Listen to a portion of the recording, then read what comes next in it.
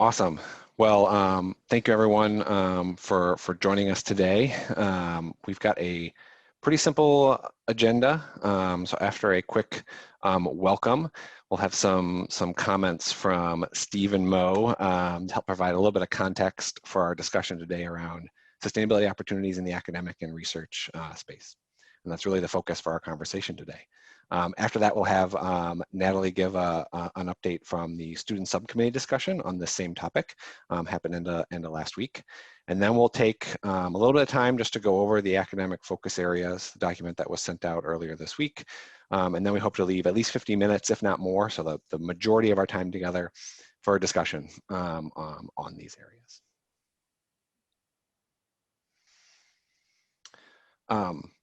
Just like last time, I don't think we're going to do a big round of introductions, but just a quick reminder of who was on the council and who was here kind of supporting the council.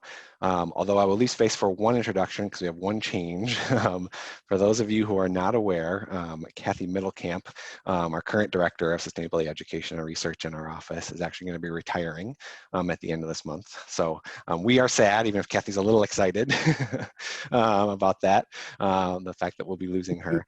But we are extremely lucky to have Andrea Hicks, who is going to be joining us incoming in that exact same role. Andrea was able to find some time to join us here today as well, and I thought it'd be great if she could just take a minute and introduce herself to the team. Yes, thank you, Alex. So my name's Andrea Hicks. I'm a faculty member in the Department of Civil and Environmental Engineering. My research focuses on the environmental impacts of emerging technologies. And I've been helping, well, unofficially helping out at the Office of Sustainability for a while with like Green Fund type stuff, but it's nice to be officially there. Awesome. Thank you, Andrew. We're really excited to have you on board.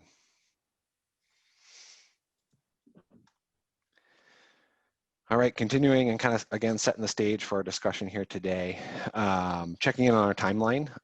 So we are at the process transitioning away from a little bit of discussion of our process to actually digging into the specific opportunities we have to advance sustainability on campus. And again, today is going to be focused exclusively on those opportunities in the academic and research area.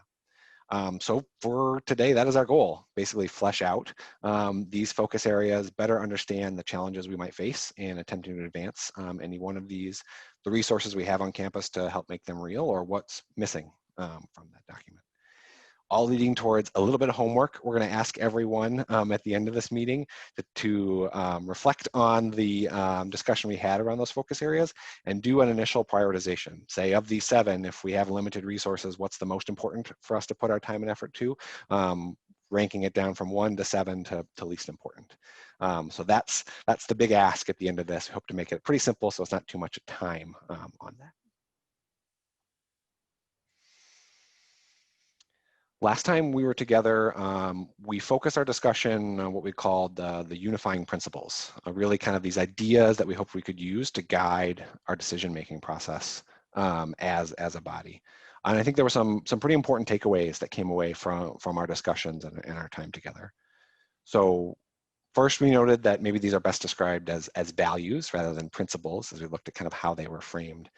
And that for many of them, at least, these values might be given for a particular priority we choose, or perhaps maybe most importantly, they'll actually depend on the implementation of the priority or of a specific initiative as to whether that priority truly aligns with any of the values. So for example, if we come away and say, advancing sustainability faculty is a priority for us, it's really going to depend on how we institute a hiring process as to whether that priority aligns with the value of diversity, equity, and inclusion, for example.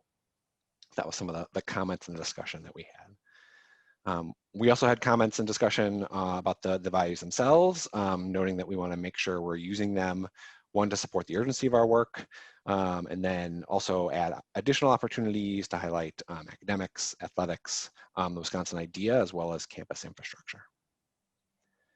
The last thing we touched on as a group was the feedback from the public listening sessions, and had a request to update the summary document that we put together to identify the frequency at which a specific comment was made, so we can get a better sense for kind of how often and perhaps how much importance there could be on one comment in that document.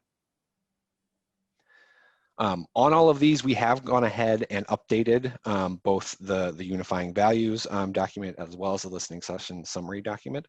They are updated on the shared drive that we all have, but I will also make sure to include them in the follow-up email from our discussion today, so you have ready access to them to see those changes.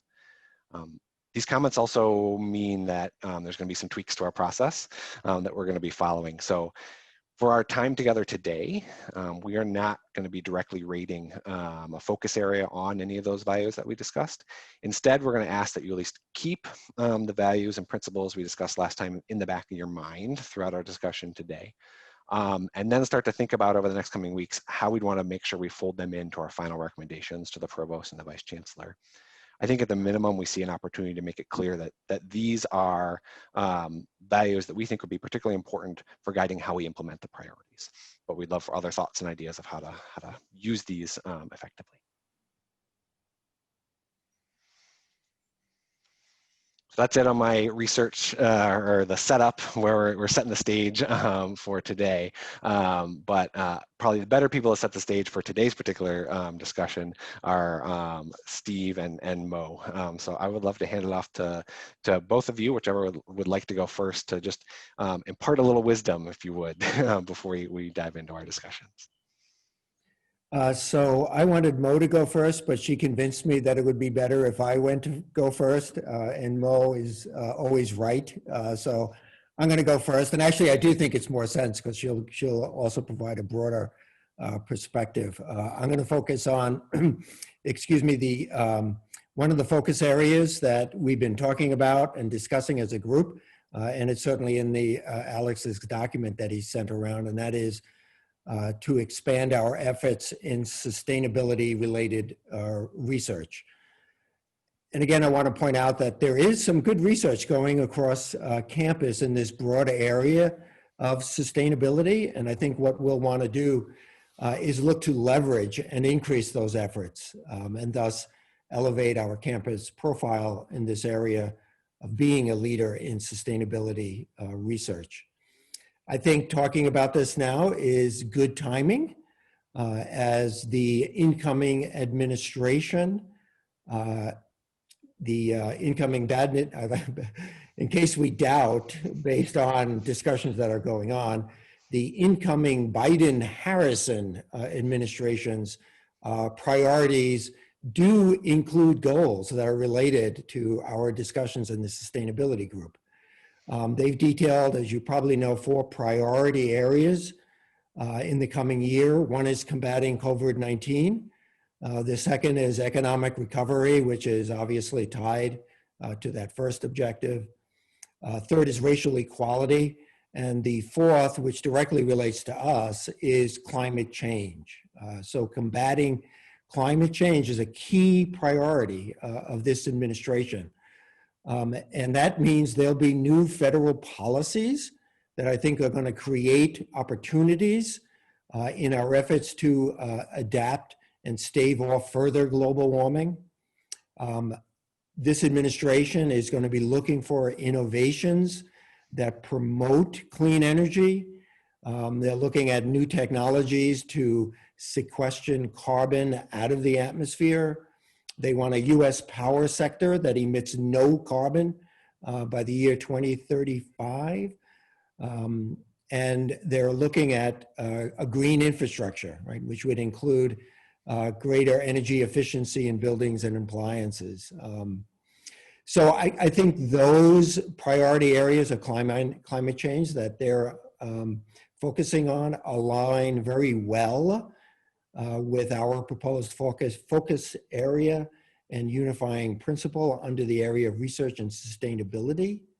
And I think that this is going to be able to put us in a good position to work towards achieving any of the principles and goals that we set out, as by helping to provide incentives at the federal level for faculty and staff to pursue sustainability-related research. And I think that these will then complement any campus incentives that we develop to do the same. So with that focus on research, I'm going to turn it over to Mo to tie Thanks, it up. Steve. Thanks, Steve, for going first and for being such a good partner. Great. So, you know, as I've been thinking about this and connected to what Steve is saying about this shift in the national administration and the focus, but also, you know, how this also impacts our academic and our curricular and our planning going forward. And I think some of the things that I've been thinking about is that this really is the time for us to be bold. I mean, when I think about what we've been able to do in the last year, or 9 months even in this COVID space, and I've seen as an institution, the shifts that we've made, the pivots we've made, the ability to be more flexible and nimble than we ever, I think, imagined we could do, sets us up. We're learning some new things about how to work together and across these different groups that I think really sets us into a place where we can move this forward. And I think the impact on the curriculum, the academics, and teaching and learning is really ripe right now to be able to think about where we bring in our sustainability efforts. So as I was thinking a little bit more about these focus areas and the work that's gone forward already and where we're going next, there was kind of 3 themes that kept popping up to me to be considering as we think about how to prioritize and move forward related to our values and principles. So one is collaboration, 2 is communication, or what I'm going to call celebrating, and the 3rd is commitment. So let me start with the first one around collaboration. You know, this is a very big decentralized institution, multiple disciplined programs, contexts that we see across campus. Sometimes that makes it a challenge, but I think in this space, when I think about our record and our history of interdisciplinarity, cross-disciplinary efforts across our research, our teaching, our outreach, we really have some great models and practices that can really, I think, bode us well in the sustainability areas as we move forward. And I'm excited about thinking about what are those new and different opportunities to create an infrastructure or opportunities organizationally to ensure that those kind of collaborations and relationship building can happen. And that may fall in that first focus area that we've outlined in the document around what does it look like, what would a Sustainability Institute potentially help provide in the area of drawing collaboration across campus. So the second thing I think about a lot, especially at a big decentralized campus like this, is how do we communicate and celebrate each other? And I always think about that in terms of telling stories. And I think going forward with how we think about how we lift up, celebrate, recognize folks that have already been doing this really good work in the curricular area and teaching and learning, embedding sustainability practices, offering opportunities to students to do research in this area. How do we ensure that those good works are recognized and that we're able to tell those good stories already what we're doing, but think about what we've got possibly to be able to do going forward. So I think thinking about how do we engage more faculty, how do we engage more instructors in ideas and trainings around sustainability to be able to impart that into the curriculum and provide opportunities, both curricularly and co-curricularly for students, I think is really going to be important. And then finally, when I think about commitment, you know, we have always been an institution amazingly committed to the Wisconsin idea. It's still a part of this group's kind of sense of values and principles. And then alongside of that, in the teaching and learning and curricular area, we talk a lot about the Wisconsin experience. You know, and those 4 kind of pillars of the Wisconsin experience, empathy and humility, relentless curiosity, intellectual competence, and purposeful action, you know, those are kind of serving as a foundation, particularly for our students, for their intellectual and personal growth. And if you think just about those, coupled with the Wisconsin idea and how the work we're doing going forward in the sustainability area can align and actually give students an opportunity to understand what the education they're getting is and what that excellence can bring to their lives and the lives of people they touch going forward, we're in a pretty good space.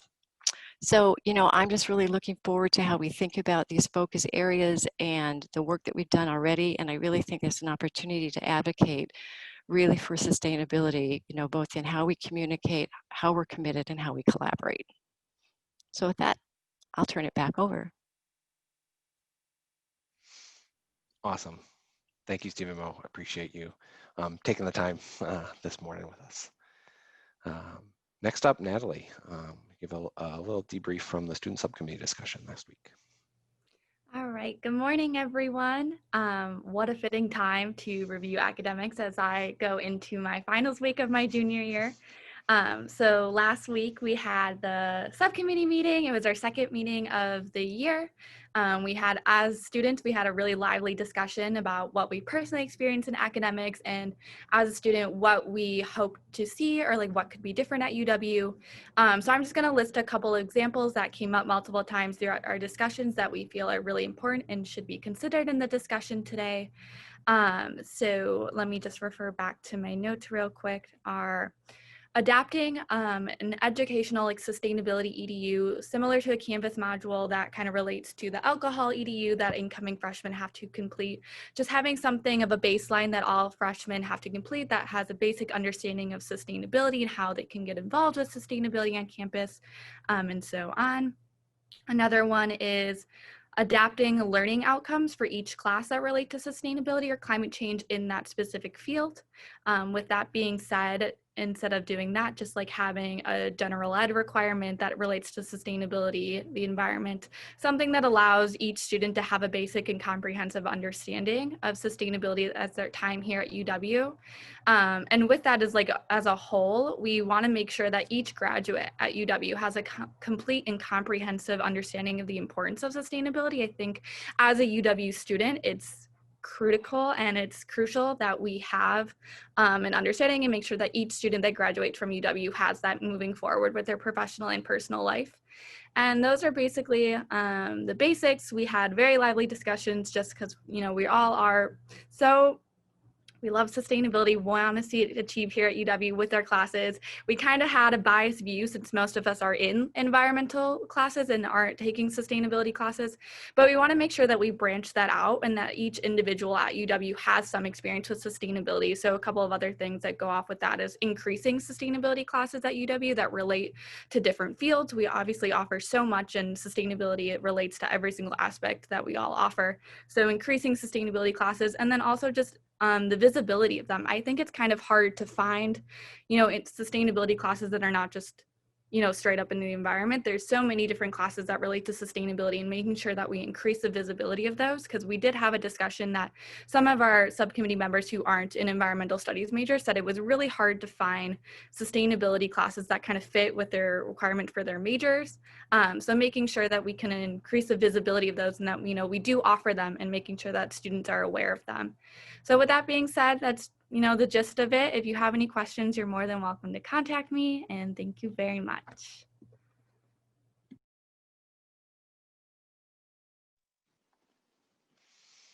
Thanks, Natalie. Thanks both for the update and for building that space for the subcommittee to have such a great discussion. All right. So the last thing on our agenda before we dive into our small group discussion and take what we heard from Steve, Mo, and Natalie and what we had documented in those focus area documents and kind of pick those apart is just to give a little overview of that focus area document so that we're all on the same page together. So give me 1 second, let me share my screen again.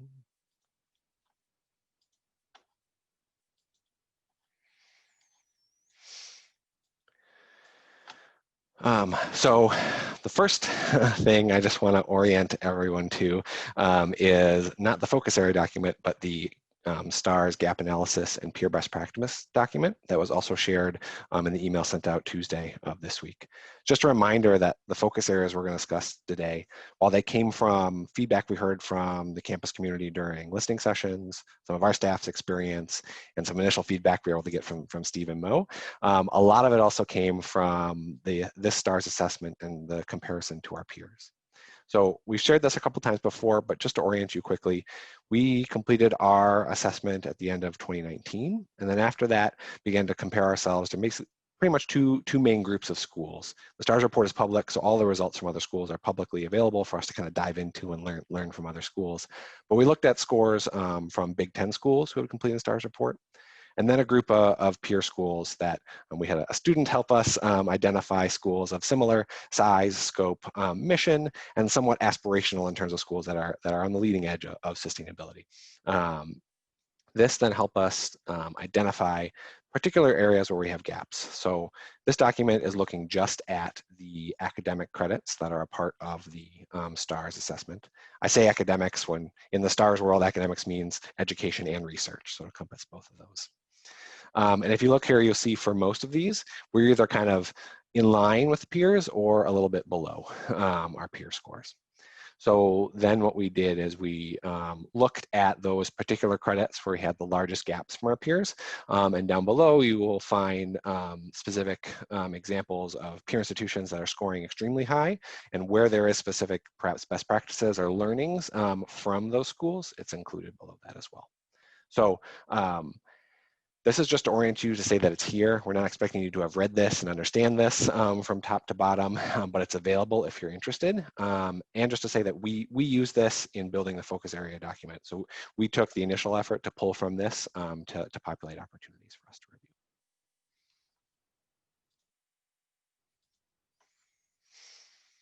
So the focus areas themselves, I'm going to take 5 minutes, run through them. We did note in here where they came from, like I said, STARS, but also our experience listening sessions and the members. It also says draft in here because we acknowledge that we're going to change it. We're going to add more perhaps coming out of this discussion as well.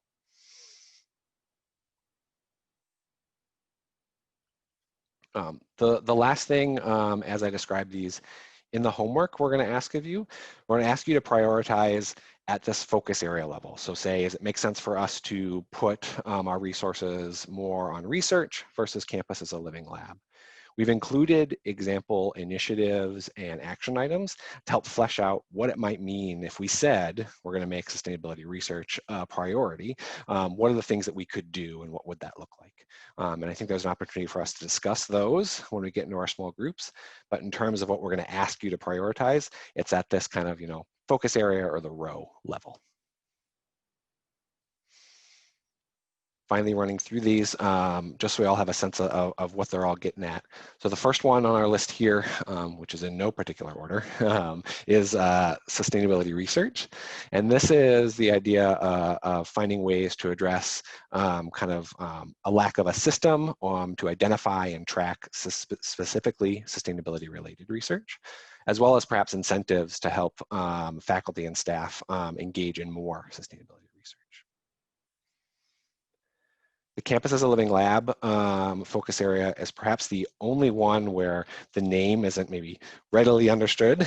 So when we say campus as a living lab, what we mean is finding ways to utilize campus infrastructure and operations as a living environment for multidisciplinary learning and applied research. In terms of what it would mean to prioritize this area, you'd be looking at opportunities to address the fact that we don't have a good system in place to connect faculty and staff who are teaching or doing research with our operations experts on campus. Nor, again, do we necessarily have the incentives for the faculty and staff to engage in this type of work, and same with our operations staff. Sustainability faculty is, again, around the idea of identifying and bringing on more faculty and staff that do research and teach in the areas of sustainability. The Sustainability Institute is this idea of identifying and building a central place, an institute for sustainability on campus that can act as the research, teaching, the academic home, as well as the operations, events, fundraising space for all the sustainability related activities. Sustainability courses is this idea of finding opportunities to offer additional courses related to degree programs, certificates, or even general education requirements that address and incorporate sustainability.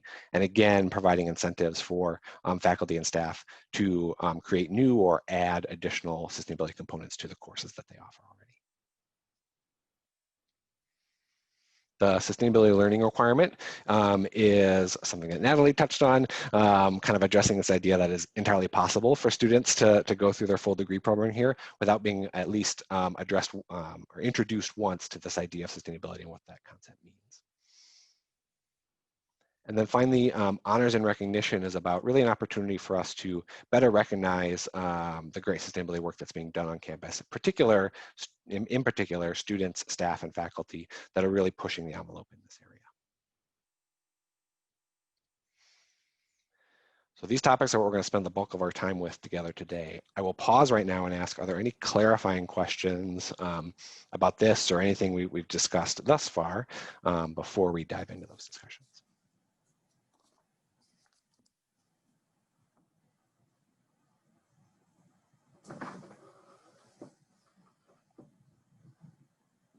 All right, we just did such a great job explaining them. That's great to hear. Let me pull up one thing and then I will.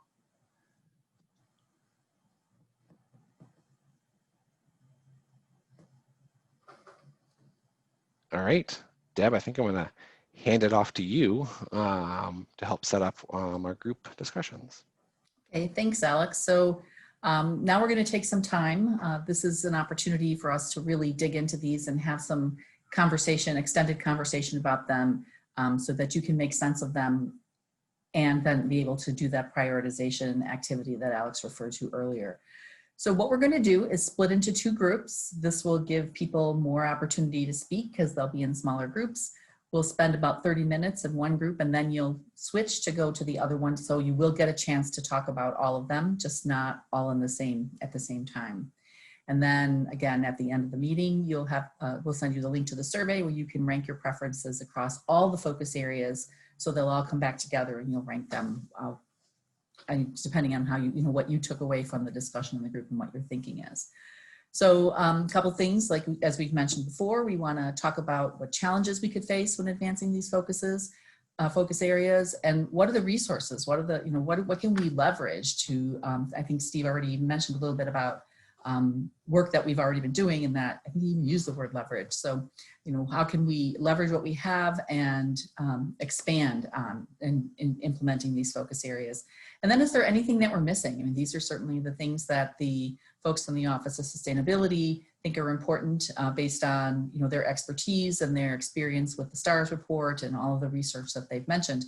And that doesn't mean that they've got it all. There might be things that you all have that you think are really important to include on the list. And so again, we want to, that's the bulk of what our conversation is going to be about. We want to remember that we're seeking feedback and that, you just want to give yourselves times to reflect and evaluate.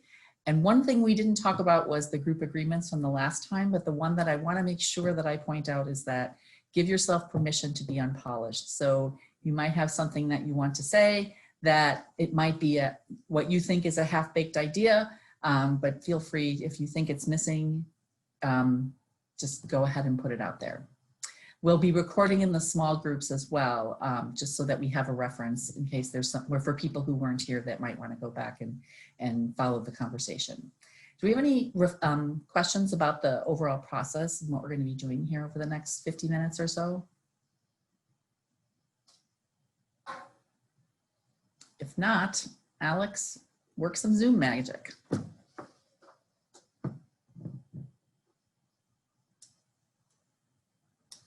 I always cross my fingers to make sure it works, so have a good time in your conversations.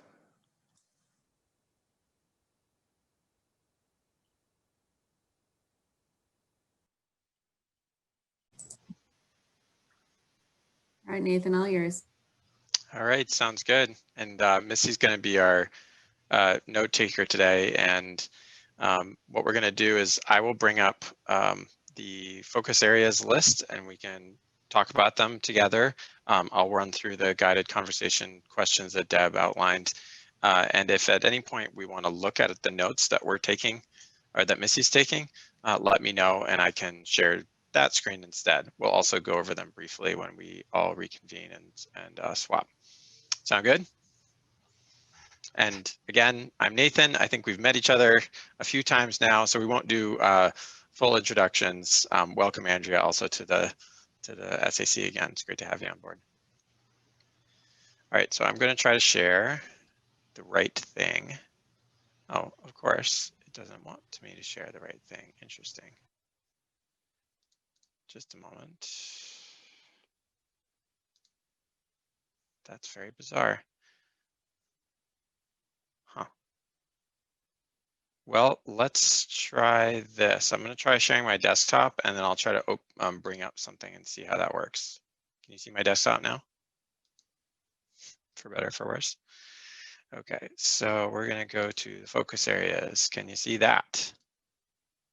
Actually, now I can't see you. Okay, wait, so I'm gonna get you guys out of the way here a little because I'm sure you can probably see this too. Sorry about this. It's very strange. I had the Word document up, and of course it's not wanting me to share the Word document.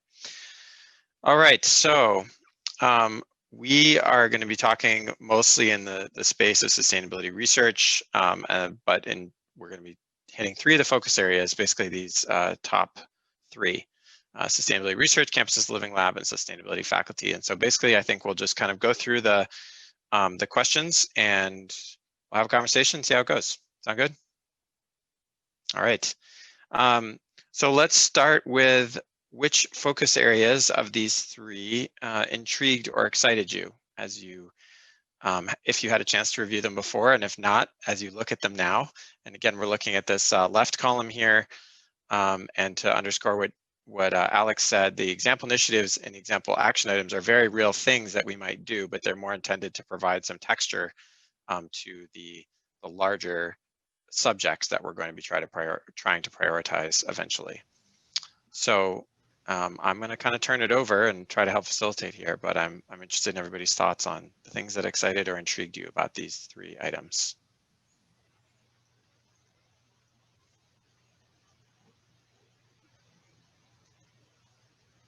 Or if you found them phenomenally boring and of zero interest. Sorry, I don't know how to raise my hand on this. I think we should just speak right up, especially because Okay. I'm having to do this weird desktop share thing instead of my document. So I'm happy to plunge in and just share a couple thoughts and observations, if that's okay with everybody. that's fine. Yep. You know, one of the first things that struck me is that, of course, this is not a linear process, right? And so as most complex and worthwhile things are, it's really interrelated, and it's really hard to put your finger on which lever do you push first to get other levers going. So I found myself reflecting on that as I was looking through this. But if I had to pick, I would prioritize first the faculty and designating resource and priority to doing the cluster hire and getting faculty in particularly to focus on the sustainable issue. And it felt like doing that would begin to set up the cascade for the rest of the things to pick up traction in a more centralized and systemic way.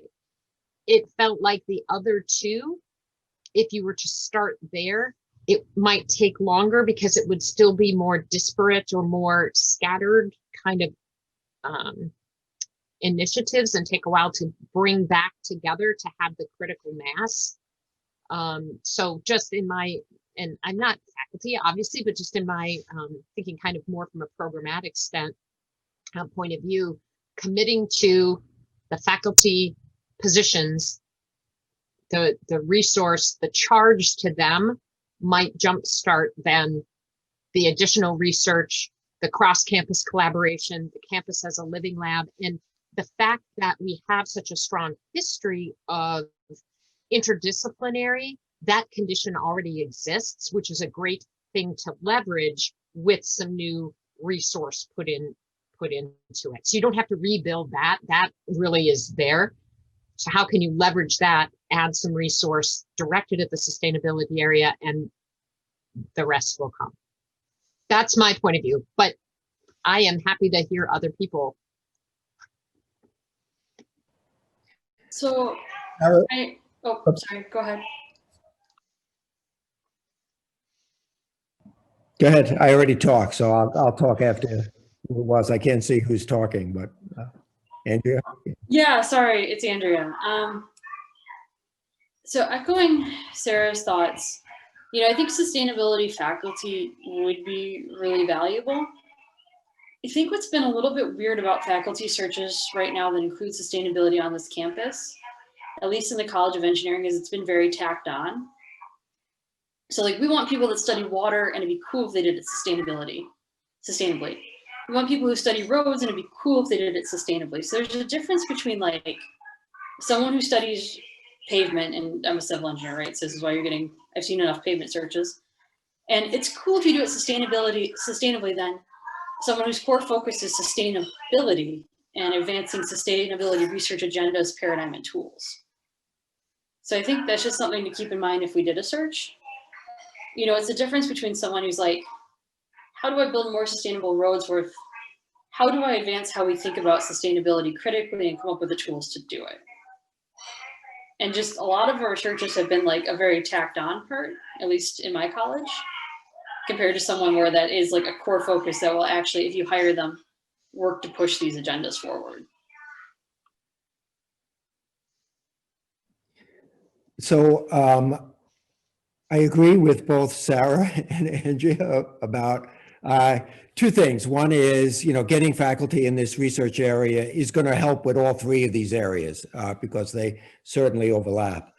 I think if you look at the cluster hire program, the ones that have been successful have really addressed a targeted area. And it wasn't like a one-off part of this job. If they were going to go and do quantum information, man, that's where the focus was. And that's why they tended to succeed. So if we went that route, we'd have to make sure that, yeah, it's not a tag on, it's definitely a focus area. The downside, I think, of going a high prioritization, if I will, or emphasizing the cluster hire or the sustainability faculty is that that'll take at least a couple of years. The cluster hire program has been put on hold because of the financial budget. And so while I really like that idea, I think, as I was saying in my opening comments, that I think on the horizon are real opportunities that are going to be coming from the federal funding agencies that are going to be around climate change, but going to be able to, I think, tie into the sustainability research objectives of many folks on campus. So I think we have to, so my priority would be to focus on, okay, how can we be prepared so when those announcements are made with the new administration, folks are ready to jump on them and take advantage of them.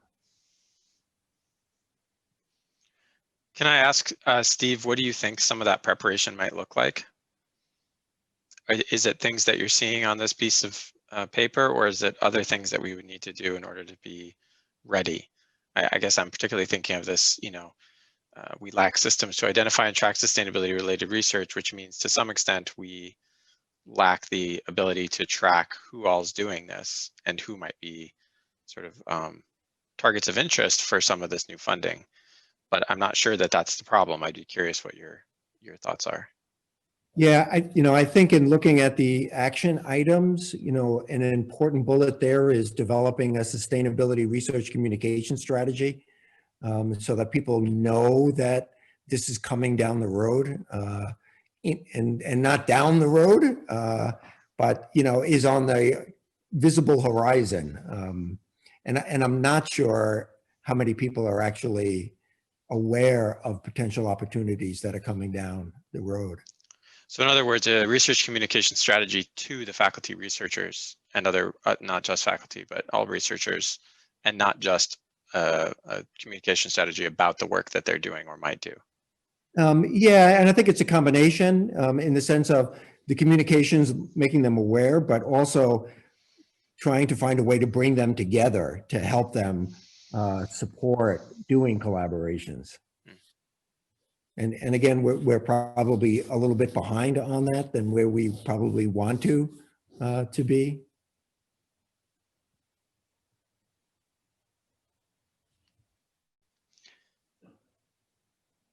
I think these are really interesting thoughts. I like the way in which we're trying to look at the sort of the funnel effect, in a sense, of making priorities and making decisions and what can happen to follow those up.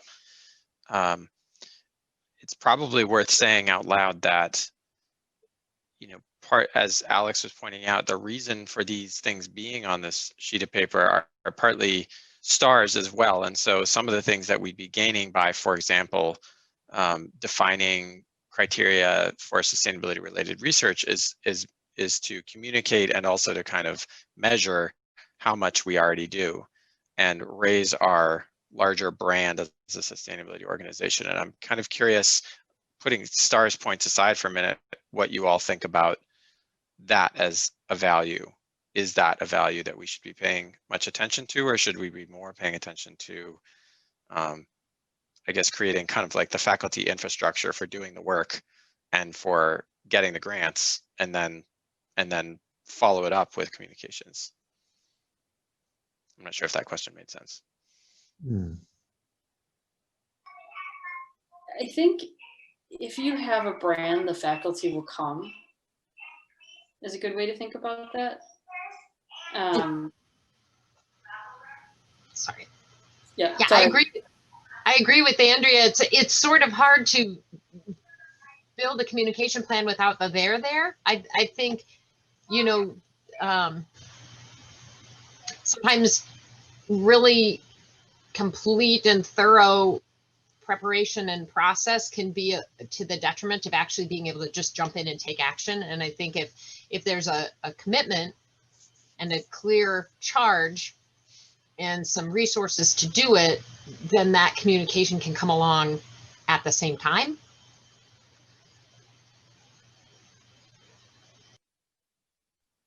Yeah, I mean, I think, so as a faculty member, so I was recently actually asked to list the top 5 sustainability programs in the US and the country for something. And we're not on it. Most of the programs that you'll see have a dedicated institute or school. You know, and I'm thinking about our peers like the University of Michigan. And they actually rebranded a school. It was the School of Natural Resources and the Environment. Now it's SEAS, which is something School of Environment and Sustainability. You know, if you look at Yale, if you look at UC Santa Barbara, I mean, there's just the Bren School of the Environment. So I guess there could be some synergies with Nelson there. But most of the people look for some sort of like clearinghouse for all of this. You know, if you're particularly looking about hiring like faculty or recruiting graduate students. But I feel like I've talked a lot at this point. Not at all. Missy and I are on the OS. I think I've probably talked too much. I'm just trying to understand what everybody's saying. So I think talk as much as you can. I also want to make sure in the time that we have, we at least consider the question of challenges that we might face in doing this sort of work. So maybe we can bring that into, as we continue to model this out, what are the things that might get in the way for us? Clearly finances is always there.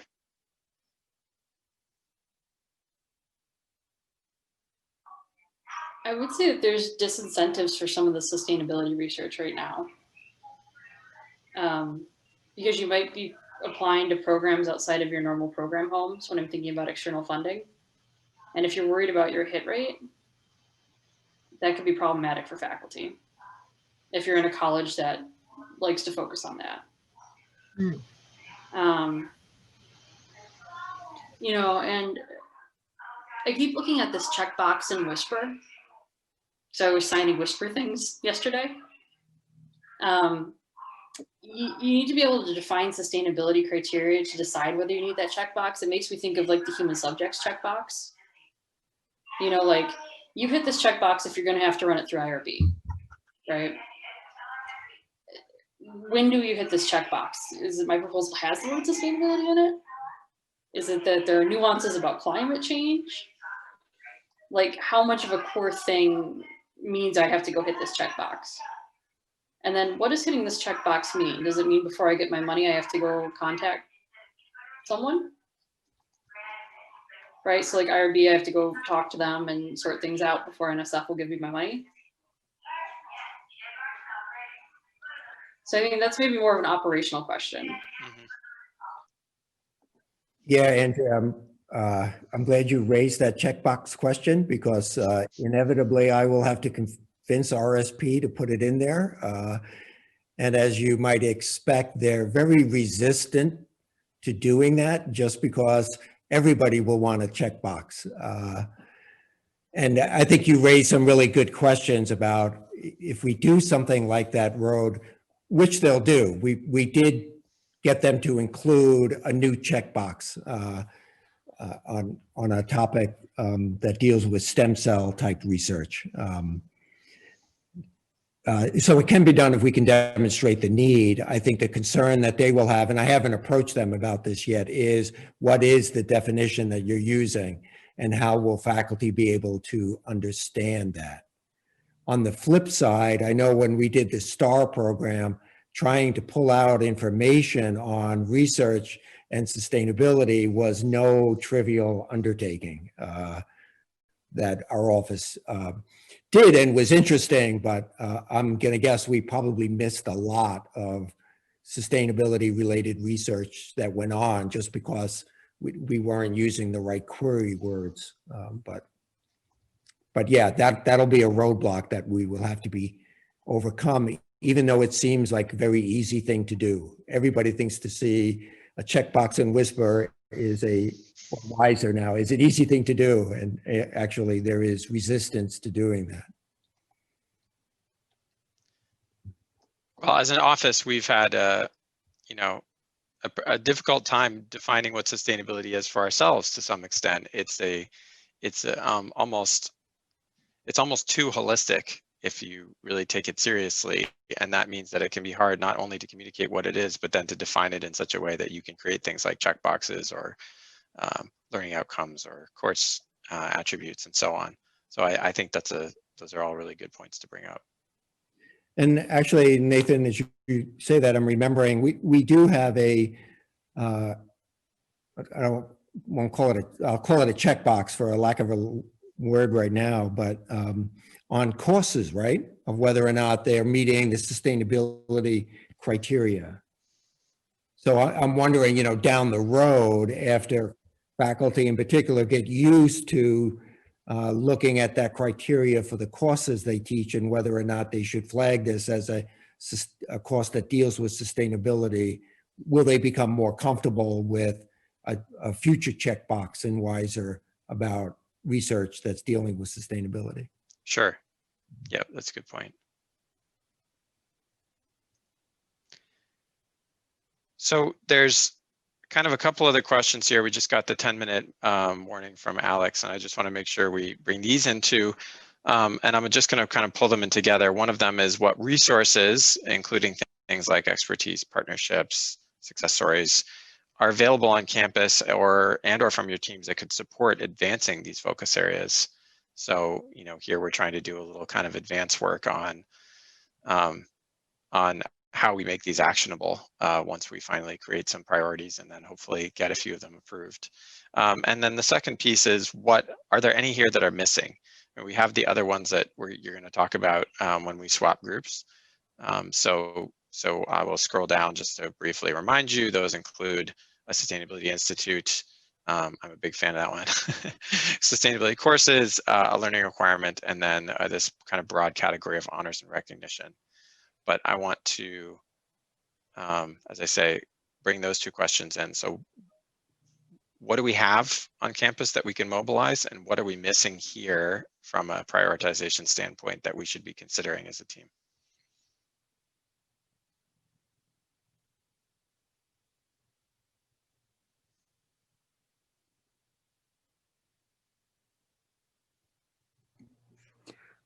For something that we're missing that I think it'll inevitably come from this, but it's not explicitly said in the document, is student involvement in research on campus. I think is so critical to be, a UW graduate and get involved with that. And I've heard from many other students that it's really difficult to find and get involved with research on campus. So if we increase the importance of sustainability research on campus, I'm hoping it'll inevitably increase student involvement and engagement with research. But I think it's something just to be said to keep it in our minds, because student involvement with research, it'll set them apart, and advance them in their professional careers as being a UW graduate. And I think it provides this unique environment that will really engage students. So I just wanted to put that out there, because that's really all I have is the student perspective for this kind of information. Thank you, Natalie. That's definitely helpful. You know, I'm not close enough to the full academic infrastructure and process to be able to comment on gaps, but it is my observation that there are a lot of strengths that could be leveraged, you know, and I'm just, as Natalie said, the fact that there's demand for student research projects. There are lots of students interested in the topic, taking a variety of courses, but they aren't all kind of knitted together. As Andrea said, there's a variety of faculty who have it as an add-on, but it isn't kind of knitted together as a macro level. And so it's not like this is a new topic or a new initiative or even off-brand for the entire UW's set of values and priorities. It feels like all the pieces are there. It just needs the connective tissue to knit it all together. So I guess in a way that's a strength, but it can also be even more challenging, right? Because you're dealing with a lot of legacy stuff. So I don't know. I don't know even where this fits in the conversation. That's just my observation. That maybe it gives a leg up to any kind of coordinated investment in an entity, whether it be close to higher faculty or an institute or something. It's sort of building that umbrella to capture all the stuff that's already there.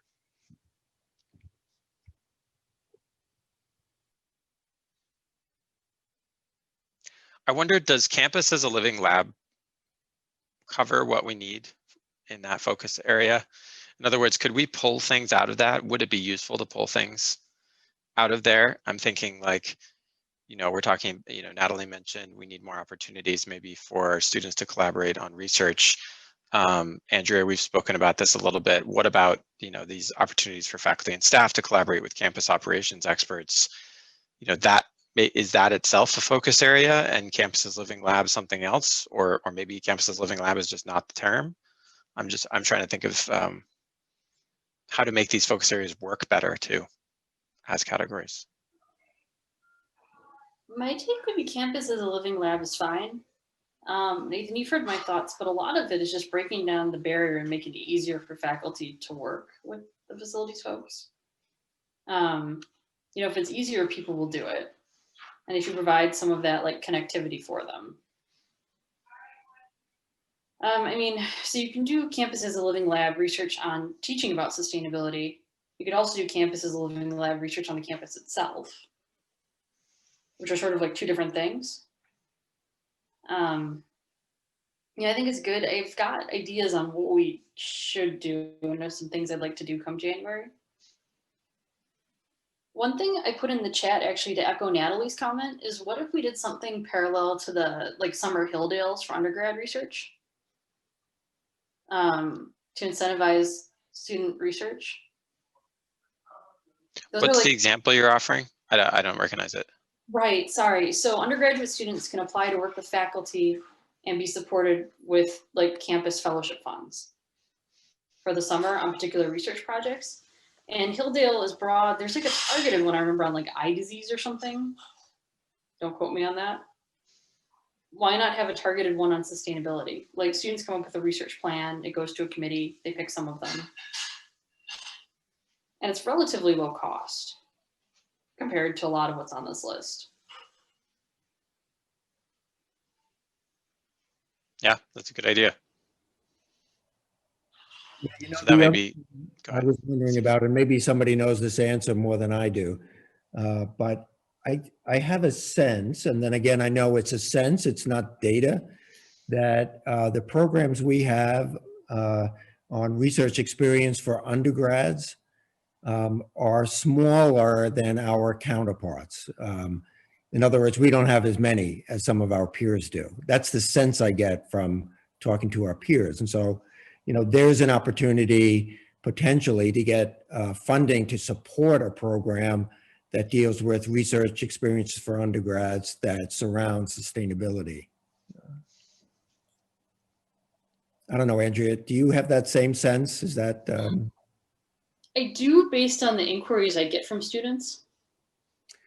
Yeah, I mean, so like undergrad summer research, really in engineering, they mostly come through SURE, which are for underrepresented groups. Yeah. And then everything else is pretty ad hoc. Yeah. If we had a more like centralized program that students apply to both here and outside of here, I think that would help us a lot.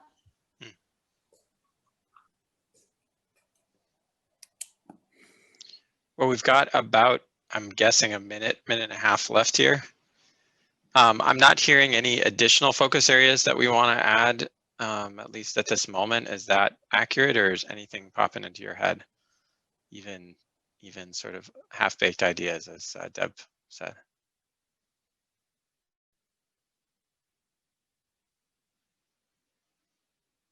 I have no half-baked ideas.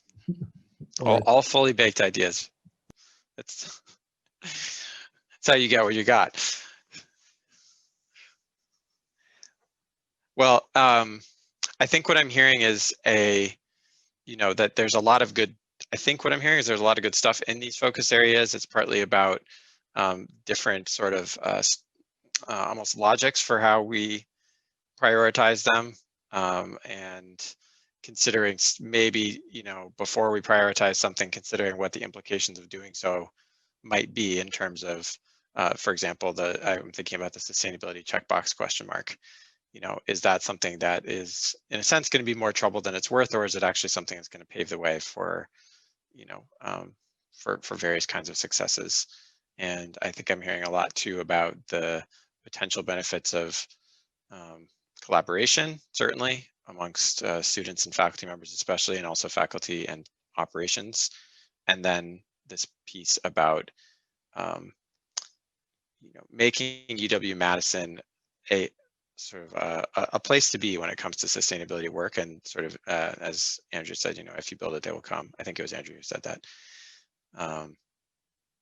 which makes a lot of sense to me. I think I still have, for myself, questions about how much we can do that as well by identifying the work that's already done here and sort of making that more visible to people, especially outside the university, so that we're seen to be doing this work, as well as doing some other stuff to attract new faculty members to do additional work.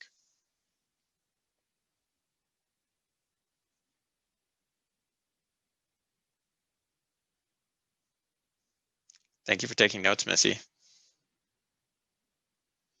Any final thoughts? I think we're about to get booted anyway. All right, I'm going to stop sharing.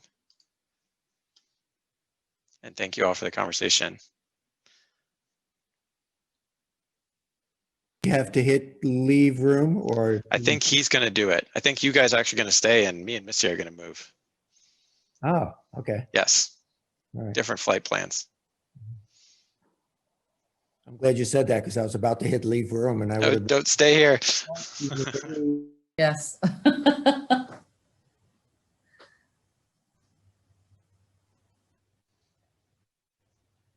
Hello. Oh, we're still bouncing around. Okay. Have we settled? Okay. Sounds good.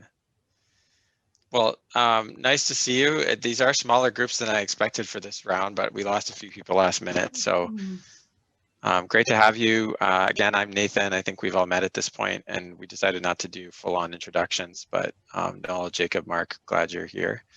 And Missy is going to be a trusty note taker today, an inversion of the hierarchy in our office. Missy is taking the notes. And I'll just be trying to run the conversation. I know you've just had one. So I think I was having some trouble sharing just a document, so I'm going to have to share my desktop here. And when I do that, I'll bring up a Word document. So, but Missy, I might actually say this out loud to you. I think when we're switching, we're supposed to talk a little bit about the first group's work. Would it make sense for you to share your notes for a minute?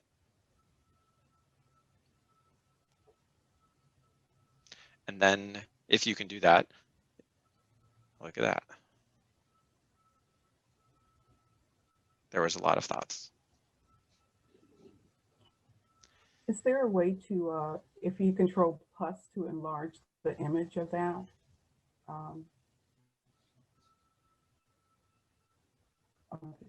There we go. That's easier. So I will try to give a really quick overview of what they talked about, and then we can get some thoughts from you all about what sort of stands out to you. And Missy, I know you're muted, but please feel free to jump in and help me with the kind of synthesis of the previous group, because there was a lot there. So in speaking with this other group, we were talking about the focus areas, and which we'll talk about today with you, the focus areas which include campus as a living lab, sustainability faculty, and sustainability research, basically, those as being the main focus areas.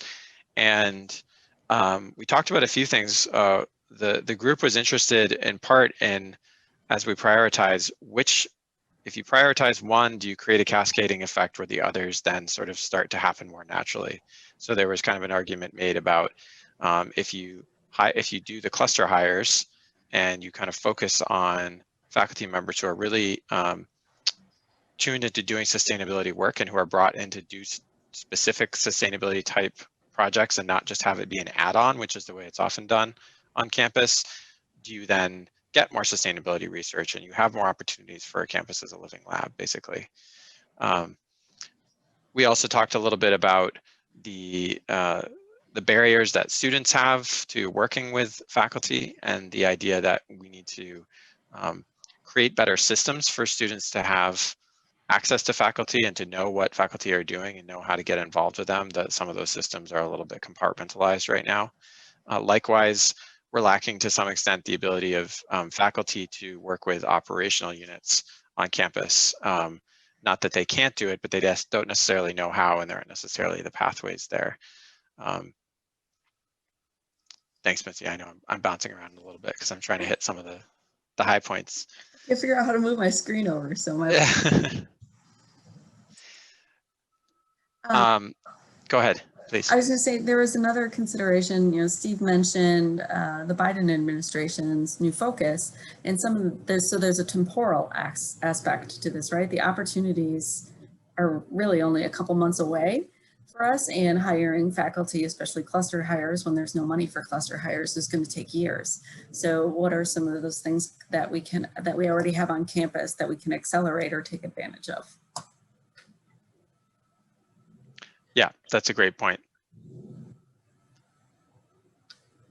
So because I want to give you all time to talk about these focus areas, I'm curious whether you have any just initial reactions to what you just heard from Missy and me in terms of their kind of takes.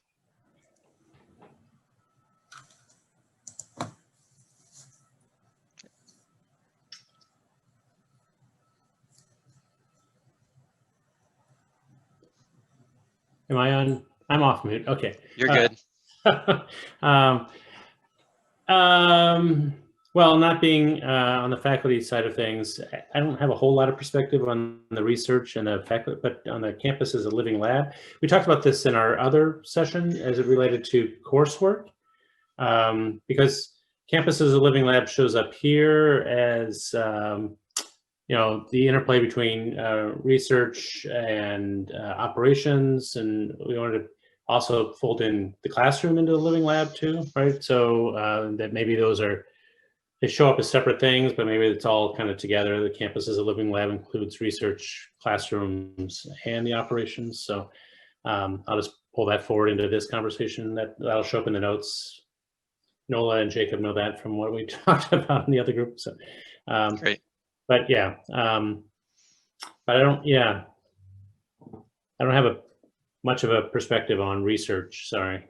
So And forgive me, did you cover co-curricular opportunities as a potential additional focus area? You know, one of the things Student Life does really, really well is those learning outcomes in all your co-curricular programs. So I didn't know if that came up in a previous discussion, or if I'm just repeating what you already talked about. no, it didn't come up specifically. We didn't really talk about that. So yeah, which I'm like, why did I not think of that?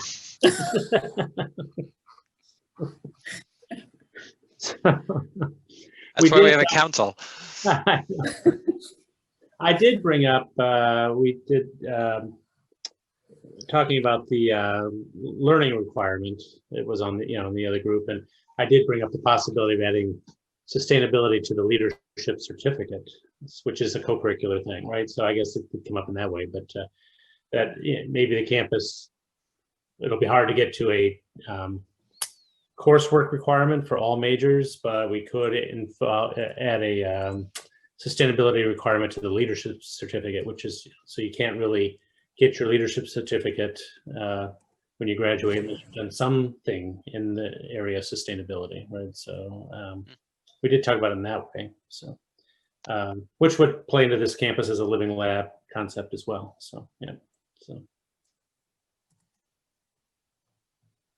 Well, why don't I bring up and share the other focus areas so we can start kind of launching in here. And if we want to come back to what you heard about the other group, or Missy and I can try to remember to bring up things that they said too, if they seem relevant.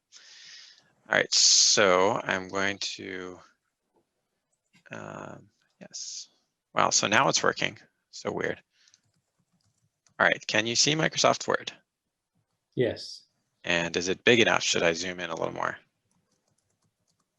Make it bigger. How about that? Great. Okay. And I can see you, but you can't see yourself blocking some of the language, can you? No. Okay, good. Looks clear. All right, great. Okay, so for the next 20 minutes or so, maybe a little bit less, we'll talk about these three focus areas. As we said, the sustainability research, campuses, living lab, and faculty. And as Mark pointed out, not all of us are going to have expertise in all of these areas, and I think that's fine. We'll just do the best we can to talk through them.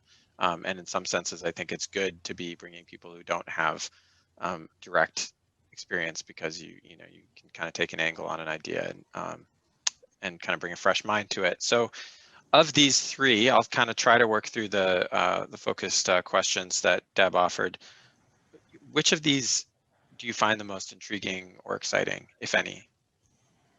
And now that you've talked about the other ones, I suppose it's interesting to know if these sort of stand up to your interest in the other ones too. Mm.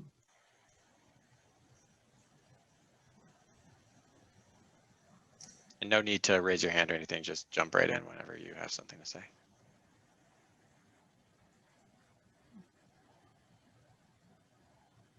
I feel like the sustainability research, if that has a little more focus, that has a better, will trickle down to the campus as a living lab focus area.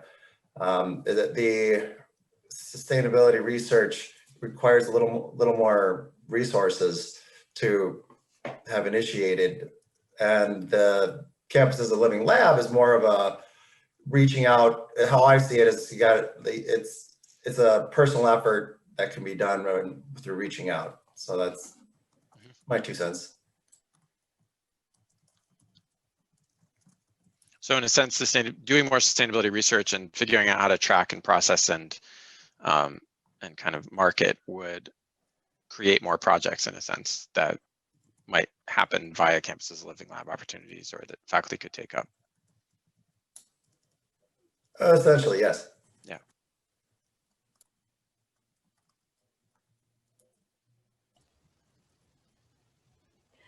This is Nola. When I'm looking through them all, like Mark had referenced, what I'm drawn to is the tracking of sustainability related research, but I think it also goes hand in hand with having sustainability faculty, right? And recruiting, or even helping to identify the opportunity. There's others who have the capacity, who are already in other areas, but seeing an incentive, right, to specifically identify as sustainability faculty. I mean, yes, it does take years to cultivate, but I believe we also have that talent that exists within as well. But I'm very drawn to data and analysis, and I think, and I know that was a challenge in doing the data verification, right? Is how do we identify who's doing what that relates to sustainability? And I was thinking, how on earth do you do that if it wasn't identified initially? I think that's very important because if we create some way of identifying a methodology for identifying sustainability research, what's really could really be beneficial is it lets us see where our weaknesses are and where there's opportunities. And with that identification, you know, we can call it out, which may draw faculty and or faculty and researchers to want to align with that calling, with that area of a priority. So so I think that that's important because it lets us know where we're lacking and where we need to, and where we're strong in terms of our sustainability research. We need to define it, just like it says, define what we mean by that, and that will shift and change over time. But that will create a foundation for us to determine what our priorities are in hiring or even funding for those areas. So I kind of see that as that is the most critical thing for me if I had to make a decision out of these is looking at that, because it was just such a challenge to identify who's doing, people are doing stuff, but they don't use that terminology, right? And what is the terminology we're using, and how do we share that definition in order to say, hey, this particular work does cross over into these areas, and let's claim it, and let's invite others to do research in this area if it's not highlighted up front. So I think that analytics would help that. Yeah, those are all great points, and nicely bring in the second question. And we already are down to probably about 6 or 7 minutes left. So I'm going to kind of start pulling in these other pieces. The main one being here, what challenges could we face when advancing these focused areas? And Noel, I think you pointed out a primary challenge, and actually the previous group did too. They were more talking about the sustainability checkbox idea in Wiser. You know, but how do you define what sustainability research is, and what are the kind of other parts of that puzzle of not only getting the checkbox made sort of technologically, which isn't the difficult part, but then getting faculty to understand and researchers understand what it is, what they're doing when they check it off, and is that actually a gateway to getting grant funding, for example, that they have to then talk to somebody about why the work they're doing is sustainability related. So if I'm going to try to facilitate here, what are some other challenges we might face in looking at these? And then on the flip side, what are some of the resources that you think we have on campus that could help us advance some of these focus areas?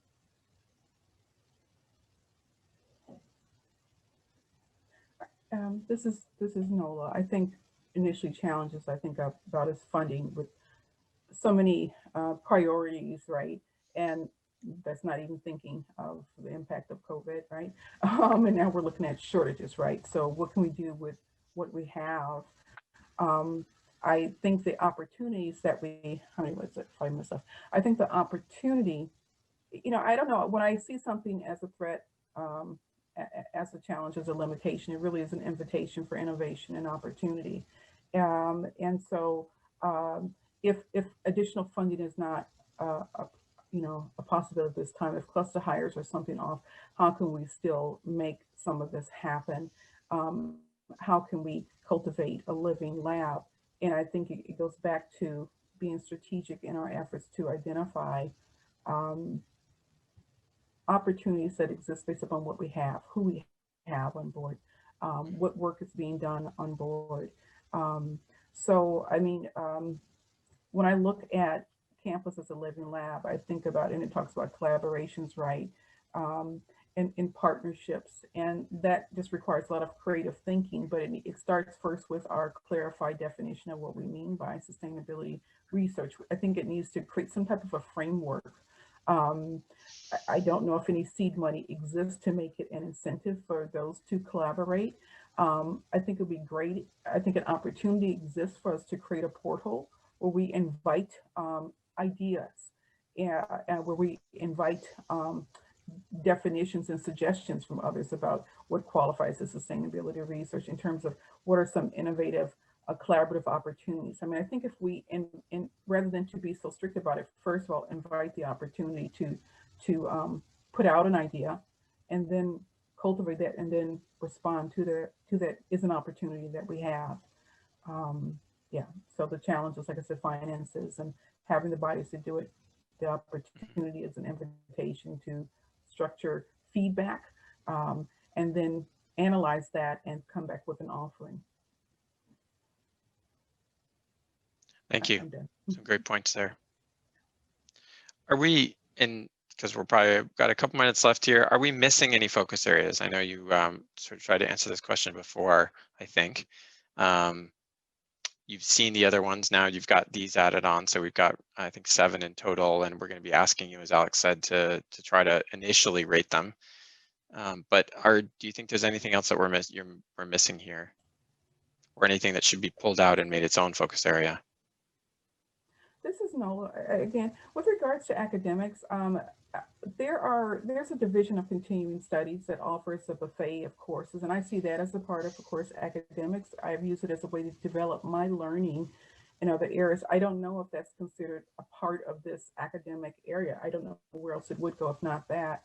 But I don't. It's rarely if I've ever seen anything offered through that.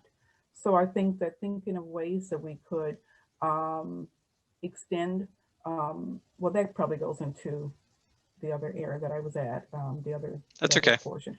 But I really think that that's a missing opportunity to draw in interests and ideas, or even I think that kind of ties more to the collaborative living lab or what have you. That really applies to the other area. But I'm just thinking that, boy, that's a way of catching the attention of those who are not immersed within the academic field. I work on campus, I'm an alumni, I've worked here, but if I'm not on the email list, I'm missing listening for the opportunities, or even to refer people to that.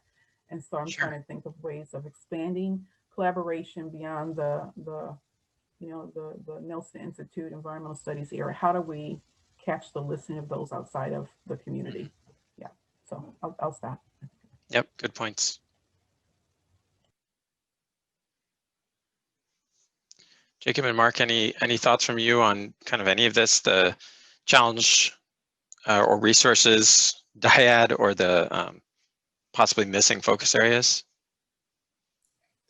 I want to go back to our previous point of discussion. I wasn't able to say something. It would be, I think it'd be great to allow staff to block out a section of time to do a sustainability related initiative. It's because everything's, as a staff employee, everything's so regimented. You don't really get a chance to develop something that you kind of have more of a passion for. So. Sure.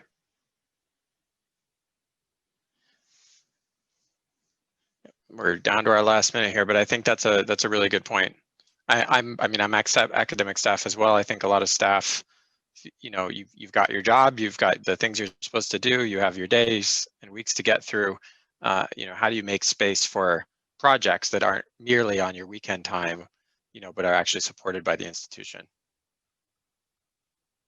Yeah, I'm struck by the analogy that keeps running through my head right now is the time that we've all found to do more DISJ work as a result of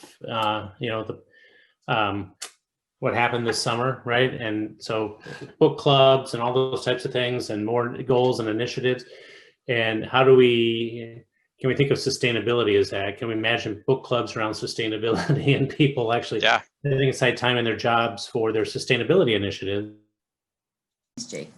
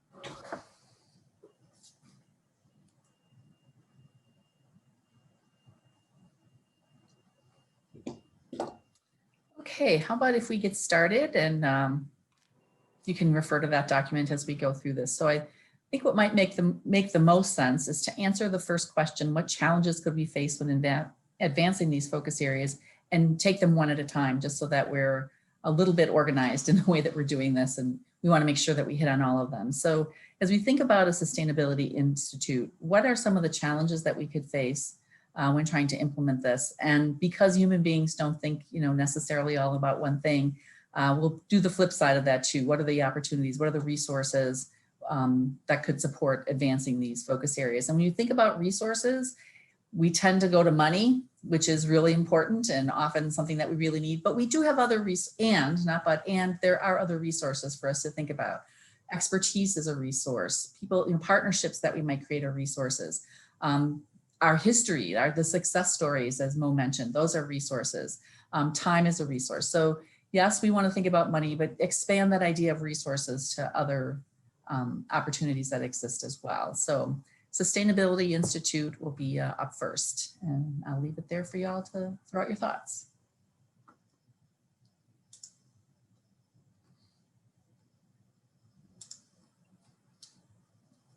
No, in looking through them, I was excited when I, saw the possibility of, say, for example, Sustainability Institute. For me, I think the challenges is really, because sustainability can be so interrelated, trying to identify what specifically is the scope. There may be, as I say, bleeding over or overlap with other initiatives that either exist on campus or forthcoming. How do we frame it in such a way that makes space for those partnerships without losing its identity and therefore relevancy to exist, right? So you want to be, that's my concern, is like having it clearly defined in a unique way that justifies its existence. I think of in terms of funding, but I'm also very frugal and very strategic in my thinking, and there's lots of ways of getting multiple things done without it necessarily, like you said, being focused upon money, but looking at the opportunities, and I look at things in that regard. But I'll end there. I can go on and on, but I'll stop there. I think really the identity is really important because I've seen so many initiatives come and go because it didn't, you don't want to be so unique where you become a luxury, but at the same time, distinct enough to realize its essence and being, right? Okay, thanks, Nola. Other thoughts on either challenges or resources for the Sustainability Institute?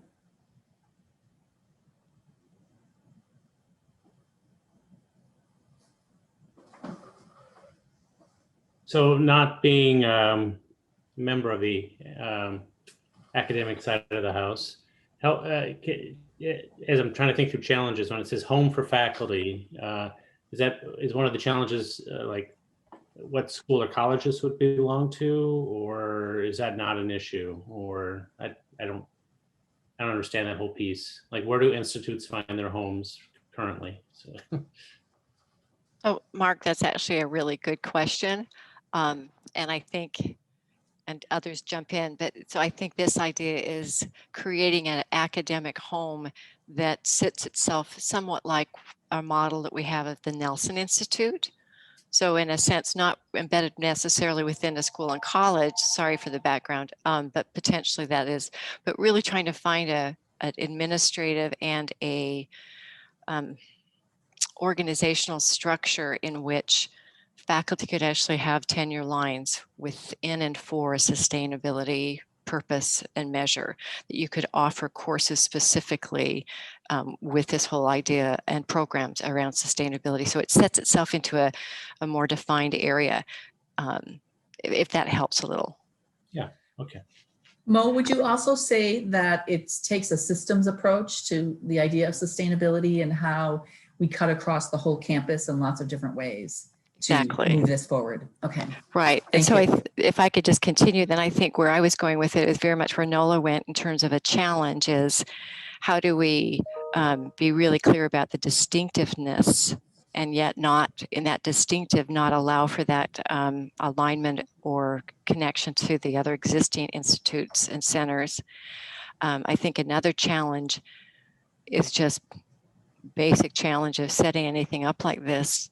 It takes a lot of time, resources, governance processes, right? But then the opportunity, I think, here is that it provides a much more visible cross-campus organization that really highlights sustainability. Thanks. Anyone else have anything they want to add about the Sustainability Institute? I'd just like to Go ahead. add, oh, go ahead, Nola. Jacob? Oh. Nola, then Jacob. I just wanted to add that I think that it's very important to incentivize people who have these research ideas to come here to perform them.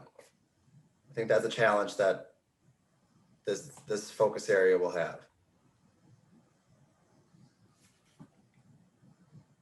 Nola, you were going to say something? Yeah, with regards to opportunities, what really draws me to this, strongly I'll say, is because if it presents the opportunity to facilitate actually the other 3 areas that are to come. I mean, if it's modeled and structured in such a way, it can be, in a sense, an advocate for the creation and the coordination for the other things that we hope to do to implement sustainability campus-wide. So that excites me most about its capacity. Great. Thank you. Kathy, you were going to say something? Just would like to name a resource, and that is these things exist at other universities, our peers, and we ought to go have a look at them and see how they do it. Okay, good. Anything else about the Sustainability Institute? The only thing that comes to mind is just being cognizant of what other priorities might be out there on the campus at this time. And so got to pick your right time to kind of go forward and make your case, right? So, because there could be 6 other institutes trying to get formed all at the same, right? So it's just being aware of the landscape and understanding the landscape and knowing when's the right time to move forward, right? So. Yeah, good point. Yeah. You want the idea to be ripe. Right, exactly. Yeah.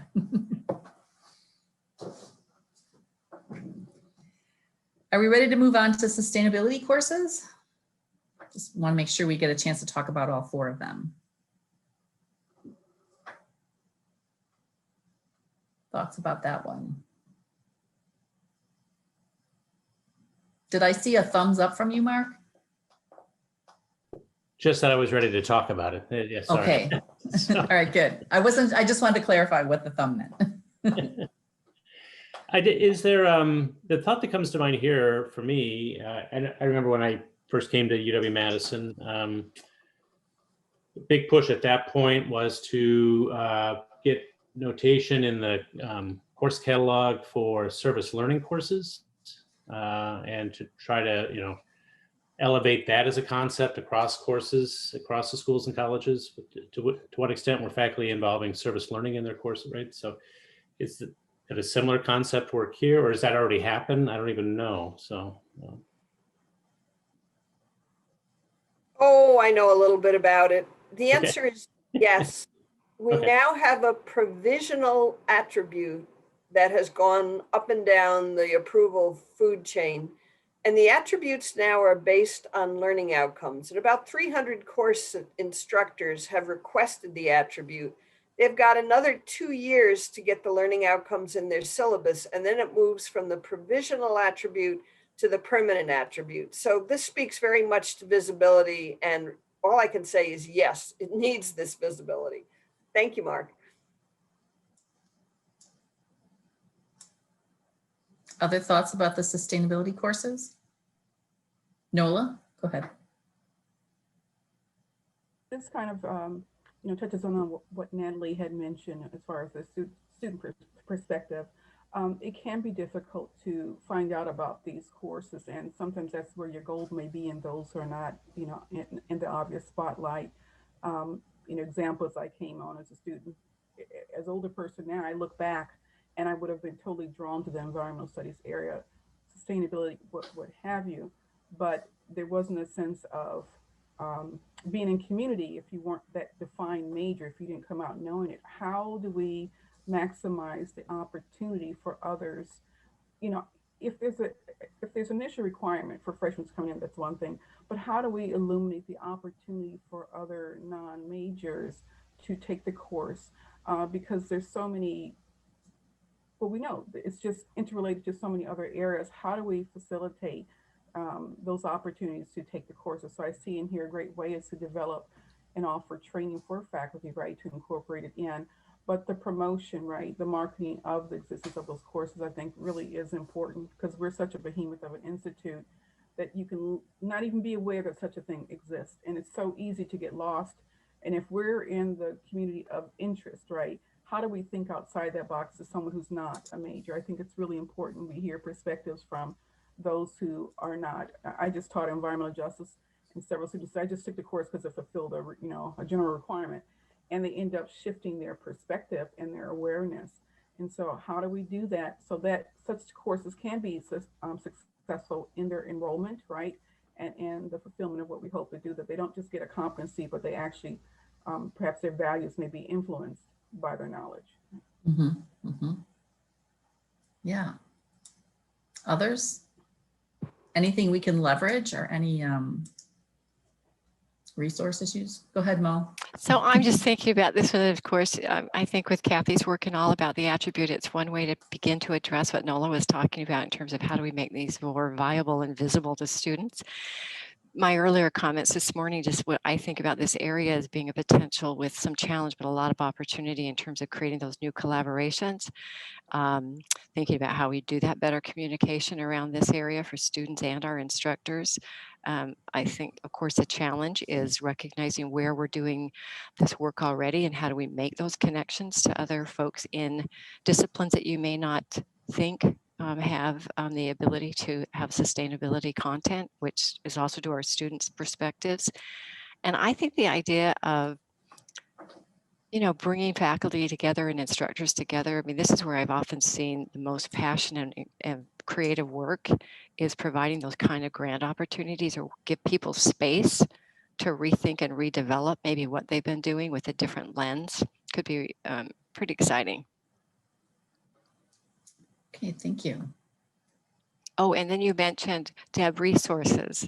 I think there's I'll just say this to you guys. I think with the new Vice Provost for Teaching and Learning, John Zimbrunnan, coming in, he's very excited about thinking about how we provide more engaged opportunities for students in the curriculum and thinking about that kind of living lab that's up in the research area. But I mean, when I look at some of the courses that are being offered right now, what our students are doing, engaging in opportunities to make change in sustainability right now on our campus, that's affecting housing, that's affecting Mark's area, right? I think what a way to really make learning concrete for our students that's really equitable and realistic and actionable. Okay, I'll be quiet now. Can you tell I'm passionate? That's okay. Passion is good.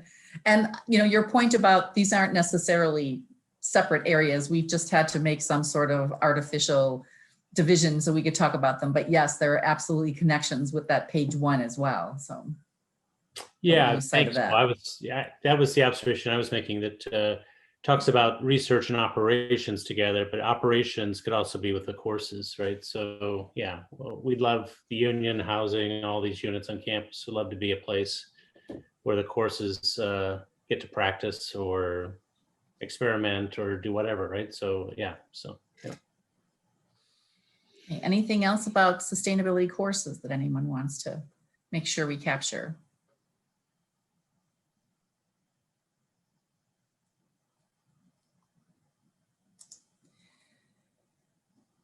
Okay, if not, hearing none, we'll move on to sustainability learning requirement. Thoughts on this one? Both barriers and potential resources or opportunities. Nola, go ahead. Nola, I have a clarifying question. So in looking at this learning requirement, sustainability learning requirement, are you looking at not necessarily surface learning, but are you looking at the fulfillment of something that demonstrates their application of their knowledge. So it may be that they get experience by doing. Would it be something that's outside of a course? Is it something that one could check off on their profile as an activity that they participated in? I'm just unclear about the intentions of the wording. I'll leave that for Mo or Kathy to clarify. Yeah, I'm just kind of wondering. Yeah, what's an example of that? That would be another example that would be clearer, I think. Kath, do you want to jump in? I'm having trouble hearing you, Okay. Nola. So Mo, you might want to Okay. run with that. Okay, so Nola, I think there's a couple of ways to think about your question, which is a really good one. And I'm just kind of thinking about drawing on the focus group data and information that kind of got us to this place. And I think for the students, as our students were saying, they were thinking more of this truly being a, at least on one level, a credit-based requirement that all students would be required, like in a sense, like our gen ed requirement.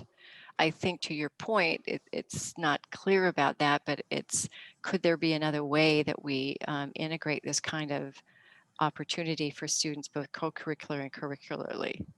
Yeah, because I'm thinking, for example, sometimes I've seen during interim session or summer, I've seen fun opportunities for a class that may be for a week or whatever, and it's open to anyone. So are you thinking of classes like that are, they're out there, but they're not necessarily embedded in the fulfillment of requirements for a major? So classes that necessarily aren't defined as a full semester course. Is that an example of, the types of learning that this is referencing? I think it could be. Okay. Yeah. I think, moreover, if I can jump in and be my direct self about this one, as much as I think the intent behind this, particularly from our students, is wanting us to ensure that there's a real sustainable value proposition because it becomes part of a required potential learning experience. My hesitation and where I see the biggest challenge with this is it's really going to be a rough time to be thinking about adding requirements to our curriculum. We experience it right now with discussions around some of the gen ed requirements. And I'll also say that I sometimes worry, and this is not always true, that this kind of notion of requirements for students, and I just came out of a meeting this morning, somehow in many ways contextually gives them a sense of it's something that I just got to do and check off. Yeah. Instead of when I think about creating a curriculum and a course array and programs that embed this and have it more integrated, and students are learning across discipline in the sustainability area. So there is my piece. That's very helpful. And I see it as more as an invitation, an open invitation, as opposed to a requirement per se in that example that you provided. So yeah. So yeah, I just needed clarification on that. I'm sorry, Deb, to take us off of the time that we have allotted. No, you're fine. My only challenge is kind of, like I said, with so many requirements and so many other, I'll say, initiatives that are being promoted on campus, just, and it may be just a percentage of it that will be put out there. I think I think it has value. But I think the challenge is, like I said, competing with the existing, the existing scope of what we have already on campus. What would that look like? Just the amount of effort it would take to structure and facilitate that. So I see that as a challenge. Thanks, Nola. Other thoughts? Well, I heard Natalie mention, she compared it to the alcohol EDU requirement. Students are required to take alcohol EDU in August before they come to campus as a first year student, because she mentioned sustainability EDU. So could we develop a similar module because this year we introduced a diversity and inclusion requirement for students to take online before they came to campus. You could start to see this suite of learning modules that at least they're introduced to these values before they come to campus, right? So, so I think that's probably doable. It's going to be very basic, right? But at least they would know that the university believes this is a strong value, right? That they ought to pay attention to this while they're here for 4 years. And the other thing I'll throw out is another thing that's kind of not as fully not as a full requirement as requiring a class for everybody. We could look at adding sustainability to the leadership certificate. It's kind of the co-curricular certificate that students, they kind of track their leadership on the campus, and they can qualify for a leadership certificate when they graduate. And we could look at adding a sustainability requirement to the leadership certificate possibly. So maybe that's something to consider. It's short of a course, but they'd have to demonstrate that they engaged in some sort of sustainability-based learning during their 4 years in order to qualify for their leadership certificate. So maybe that's something short of requiring a class, right? So Yeah. Yeah. Thanks, Mark. Thank you. That's very helpful the way Mark explained it. So I can see the light. Go ahead, Kathy. I could get really excited about something that was not a course requirement. In other words, echoing what some people said, a box to check. If it were a module or something like you suggest, Mark, by the way, I think that's a really good idea. I would love to see it where students had a choice. You can do one that talks about, I don't know, the history of sustainability. If you like academic-y stuff, you could do one that tells you all about campus projects and sustainability, or you could do a third that is student opportunities for sustainability. But whatever it is, rather than saying you got to do this one module, I'd love to see you get a choice. And, they might do more than one, but that would be a research project in itself. Yeah. Yeah. Okay. That's a great idea. Yeah. I don't want to rush us if we still want to talk about this, but we have about 5 minutes left. So I want to make sure that we get to honors and recognition and anything that might be missing. I don't want us to miss the missing question. So anybody have, Can you go scroll ahead, your screen? Can you scroll your screen down to the where we're at? Yeah. Yeah, I was trying to do that. And I have how's another that? laptop. I'm looking at it, but Now can you see it? No, not on your screen. That's okay. I have a laptop with it pulled up, so it's okay. You know what? I don't know why it's not sharing it. I'm going to stop sharing and then reshare it because it seems like something weird happened when I moved it. There. Now you should be able to see it. Yes. Okay, good. Anything else about the learning requirement before we jump to honors and recognition? So let's take a couple minutes for this, and then if there's anything missing, we want to make sure we get a chance to quickly cover that. So thoughts about honors and recognition for faculty, staff, students, how we might do that.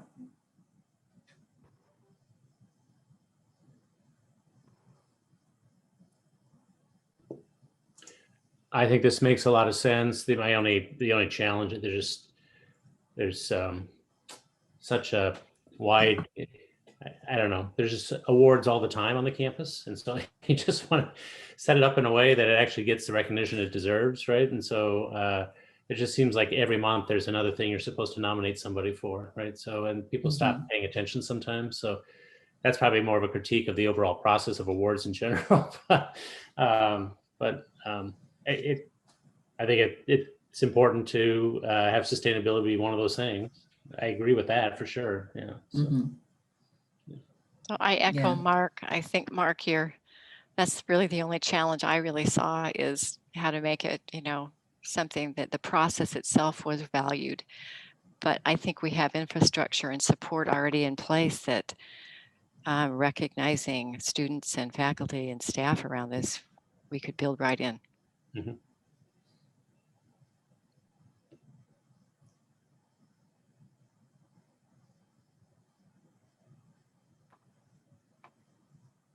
Other thoughts? I think the students already have one such award. They have something called Bucky's Awards, and they've got one for sustainability. I'd love to see the awards be initiated from the student groups.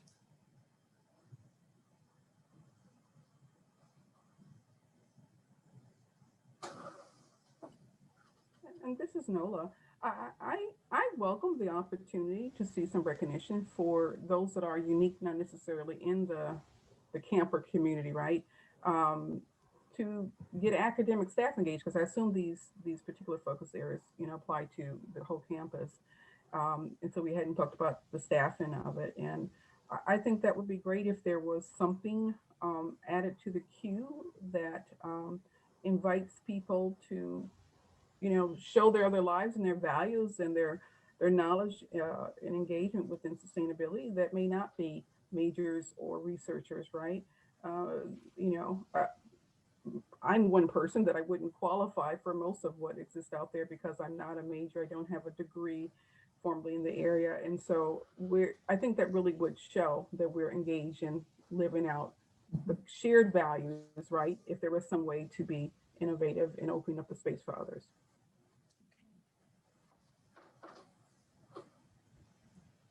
Is there anything that we're missing? There were some ideas that were added to these particular focus areas, but any focus area that we're missing? Go ahead, Mo.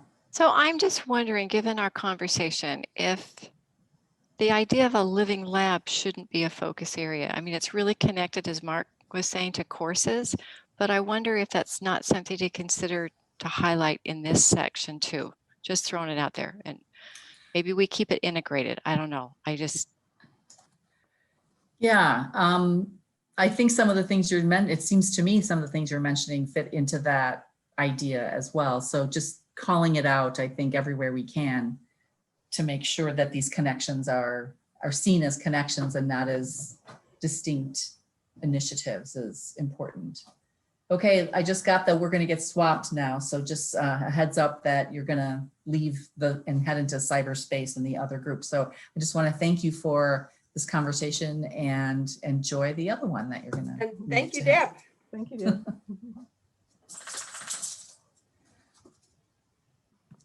Prepare to beam up, Scotty. Yes.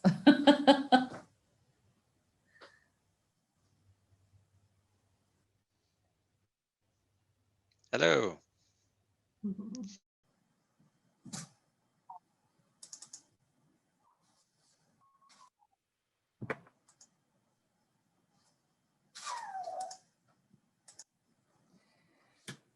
Okay. So do you all need a minute to look over page 2 of the focus area document to kind of orient yourselves, or are you ready to jump in? Ready to jump in? I'm seeing heads nodding. Okay. So what we'll start with is I'll just give you a little summary. I'm sorry. Some people have children that they have to pay attention to in their meetings. I have a dog that occasionally needs to sit on my lap while I do this. So I'm just going to pick her up. So we're going to run through a little bit about what the first group talked about, and then we'll jump into getting your ideas about that and other thoughts that you might have as we continue this conversation. So we took them one by one in terms of the Sustainability Institute. One of the challenges that they noted was how to frame it, that it creates partnerships, but that it doesn't lose its identity. Like there's just so many things. We want to make sure that we're not, overlapping with other institutes, that it's distinct and clear about what this one might be. And that one of the challenges is that it's going to take a lot of time, all kinds of resources, money, time, expertise, all of that. We want to make sure that we're incentivizing people with their research ideas to come here. We want to be able to, recruit faculty that will be able to implement these kinds of things, do this sort of research, teach these sorts of classes, be parts of this kind of sort of institute. And then what we thought would be really useful about this, or what they thought would be really useful about this, that it would be provide an opportunity to facilitate the other 3 areas of STARS, that there would be, again, this sort of systems approach to the work that we're doing. I mean, you may recall Missy mentioning systems approach before. Other sustainability courses, there was certainly this is a challenging area, and there was concern about this, that maybe making it a requirement might actually make it less important as students see it as a box that they have to check off, that there might be another way to make this a more inviting, useful, and impactful sort of activity for students. Is there a way, that we could maybe, oops, I'm sorry, I jumped ahead to sustainability learning requirements. So I'm just going to finish with that one, that we might put something in for orientation when students come in, or focus more from the student perspective of making this not necessarily a requirement, but something that would be, that they would want to do rather than something that they need to do, that there is a concern that it actually might drop in importance if we made it a requirement. In terms of sustainability courses, the idea that Natalie mentioned earlier about identifying courses that have sustainability components, that's something that we want to be, that it can be difficult to find them and want to figure out ways to work on that. And that we're doing some of this work and making some of these connections, and that we just want to continue to give people space to rethink and redevelop their work in this area. I covered the sustainability learning requirement, and then honors and recognition. Yes, of course, it makes a lot of sense to create something that would acknowledge people for this. The challenge is there are so many awards on campus now. Would this just get lost in the shuffle? How would we make sure that it's distinct and that it's something that's really viewed as important and not just another? That's one of the comments was, there's always some emails coming through like to nominate people for some sort of award. So how does it not lose its importance when we do that sort of work? And that to remember, as we talk about that living lab idea, it applies not just to research, but also to the academic areas, these particular things that we're talking about right now. So any questions about any of that before we, any clarifying questions that anybody has about any of that before we move into the conversation? Okay, so as we talk about this particular piece of the document, what do you notice about the first works group? Anything that jumps out at you?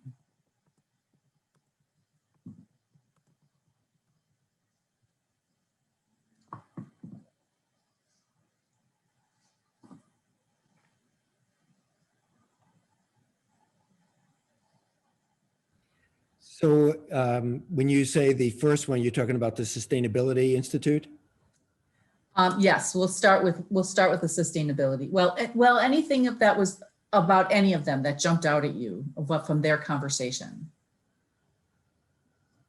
Yeah, in our group, this Sustainability Institute idea was briefly touched on, and not to put her on the spot, but she did mention about looking at what other places had done. And I'm seeing Kathy's remark there to look at other schools, and I guess that's, Andrea at least took a peek at that. I don't know how detailed she went, but we certainly lack it in comparison to some of our peers.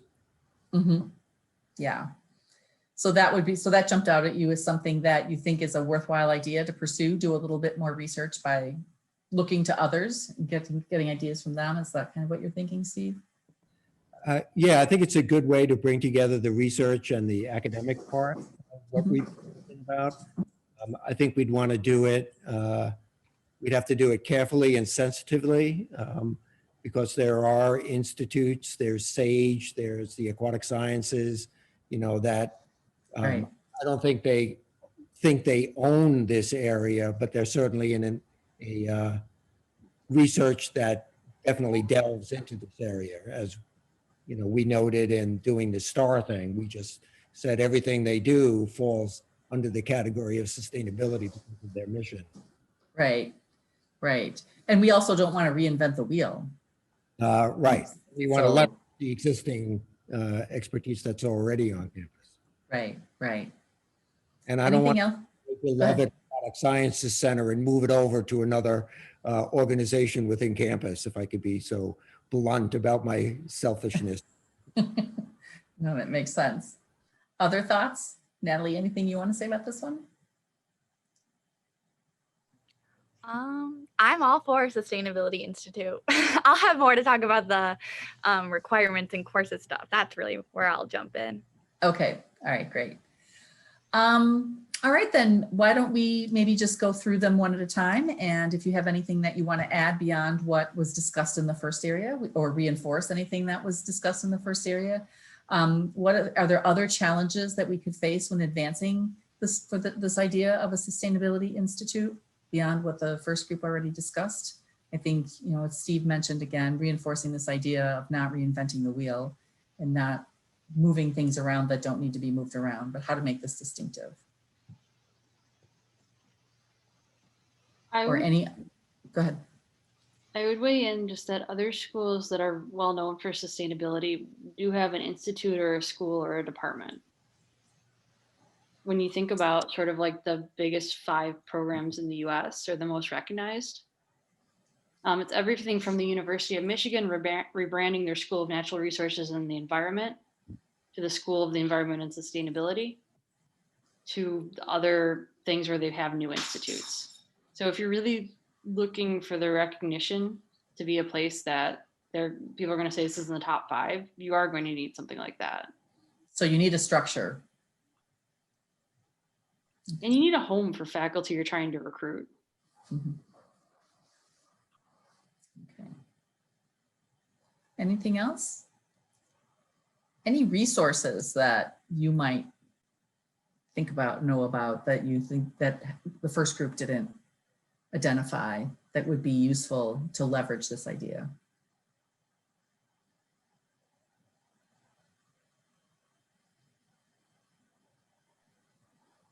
I mean, if you took the Nelson model, you could fill it up to an extent with people who are already here with like 0% appointments to show that there's already a group of people doing some of this work versus like, we don't have anyone doing this work, so we're going to make an institute.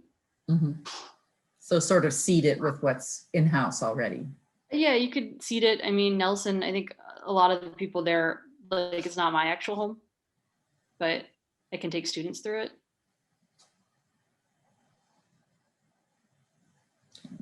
All right. Anything else about the Sustainability Institute? If not, we'll move on to the sustainability courses.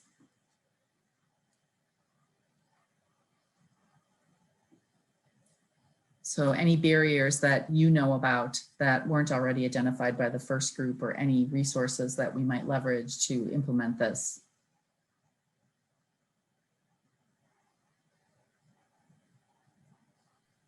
So we've identified time as a challenge. I had a thought, and I can't remember if we got it in the first group or not, but it's that in some disciplines, the connections to sustainabilities are really obvious, and in other ones, they may not be, but they're still there. And it might be worth exploring for all disciplines what possible connections there could be. Yeah. This may be an ignorant question, but do we just have like a list that gets updated every semester that's accessible to students? A list of? Well, so like I'm thinking about the CBL designation for mortgage. Every semester they post a list of like what's being taught as a CBL course. And students, like they can dig through using the attribute, but they can also just go take a look at this list. And it's on their website. I think the quick answer is no, we don't, and that wouldn't be hard to do.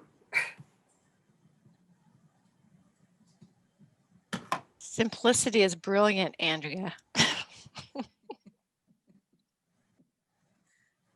Yeah, I would definitely jump off of that because, as I mentioned before, when we were having our discussion in the subcommittee, you would think it wouldn't be that hard, but it is actually very hard for some students to find these sustainability courses, ones that, we offer so many as it is already, but it can be really difficult to find ones that they want to take, have it fit into their course schedule, since some of our, courses and majors are really regime and they're really, they're on a really strict track. So it can be hard to incorporate those sustainability courses that aren't necessarily a requirement for their degree. So making those more accessible, I think, and would have a really great benefit for students. And even if it's just having a list to see, oh, that can relate to this major, or, oh, I didn't even know that existed. I think having a list would be really beneficial for all students. Okay. Would that Any other? Go ahead, Steve. Sustainability office? Who would host? I'm sorry. Who would host it? Okay. Somebody would need to host it.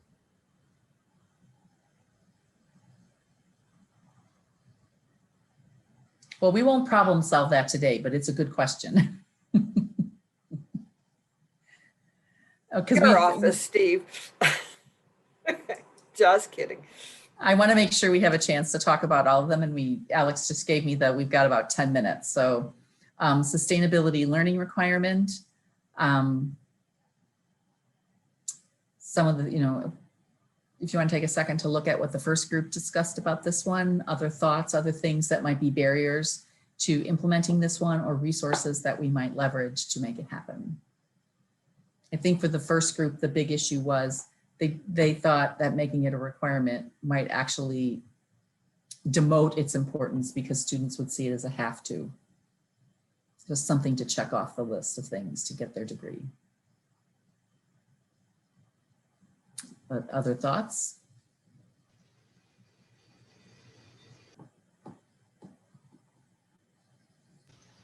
I guess in response to that, Deb, it depends on who the audience, or what am I trying to say? Students are required to do a number of things that they wouldn't choose to do because the institution values it and because the institution says it's important. So I appreciate that perspective, that students would see it as a mandatory along with other mandatories.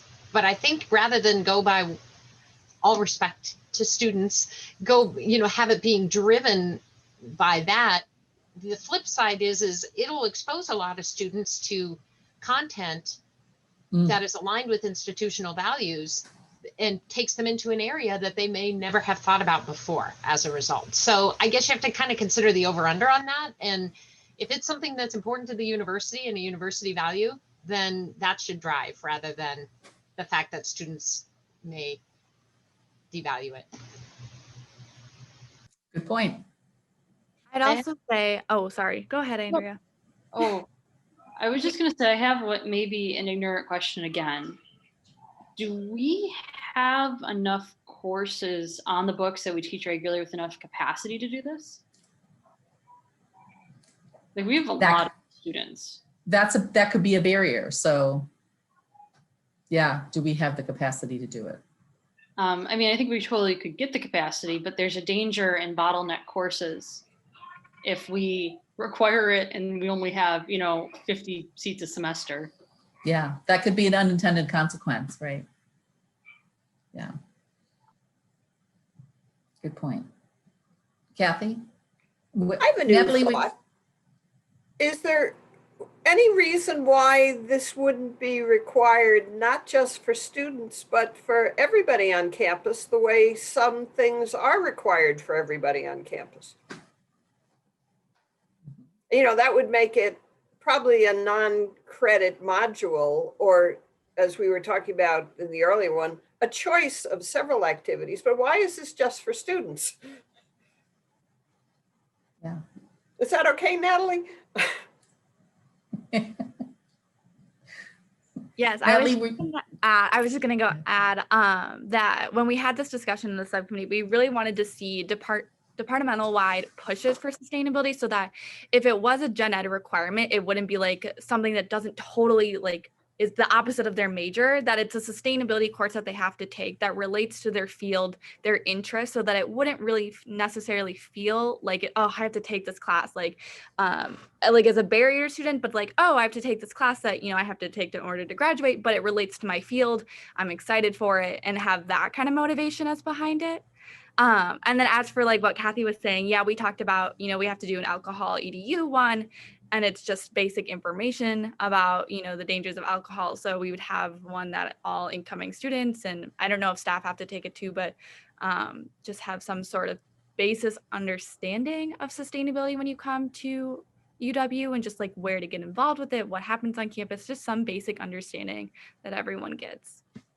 Yeah, and Natalie, I think I hear you saying something that connects to what Kathy said earlier about some courses may be obvious that they're sustainability courses and some may not. And the ones that may not be the ones that might be most useful to students in their particular field.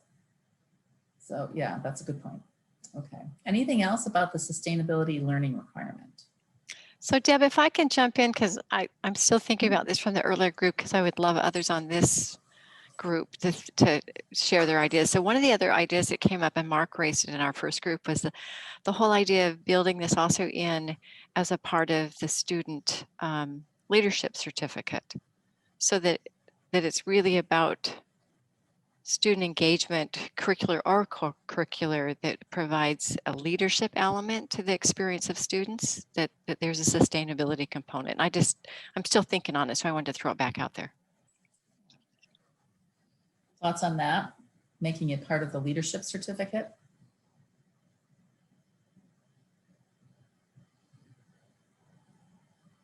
So I have a question about that. That would make it maybe not even necessarily a course, but something the students might be doing in other, like, oh, I think you mentioned co-curricular. Never mind, I'll be quiet. I answered my question. Any other thoughts about that though? Natalie, I'm just wondering too, if that's just, if that certificate even is a place where students know that much about. If How many I'm students completely take the honest, I leadership? didn't know. So no, I think the general public of students don't necessarily know about the leadership certificate. I didn't. I've heard of it once before, but I've never heard like concrete information about it or what you have to do in order to get it. So I think adding a sustainability requirement to that would be really beneficial for students. It would get kind of more involvement. I mean, I do sustainability leadership all the time, so I would love it if it was part of it. Kathy, were you going to say something? I was just curious how many students either took the leadership certificate or even knew about it, because honestly, I don't know much about it. So maybe it needs a little bit better marketing generally, along with, okay, we've got 1 minute, guys. So, and anything about honors and recognition, or anything that's missing that you want to make sure that we include?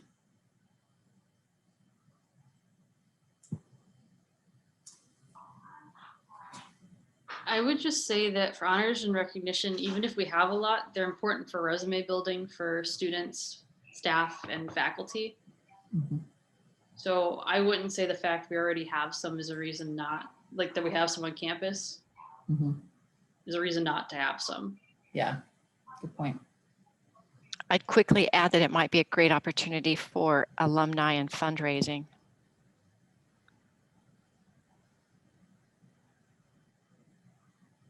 The Mo Bishop Award. Anything that's missing before Alex pulls us back into the big group?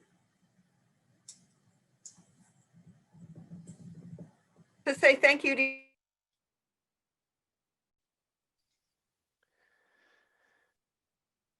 All right, welcome back, everyone.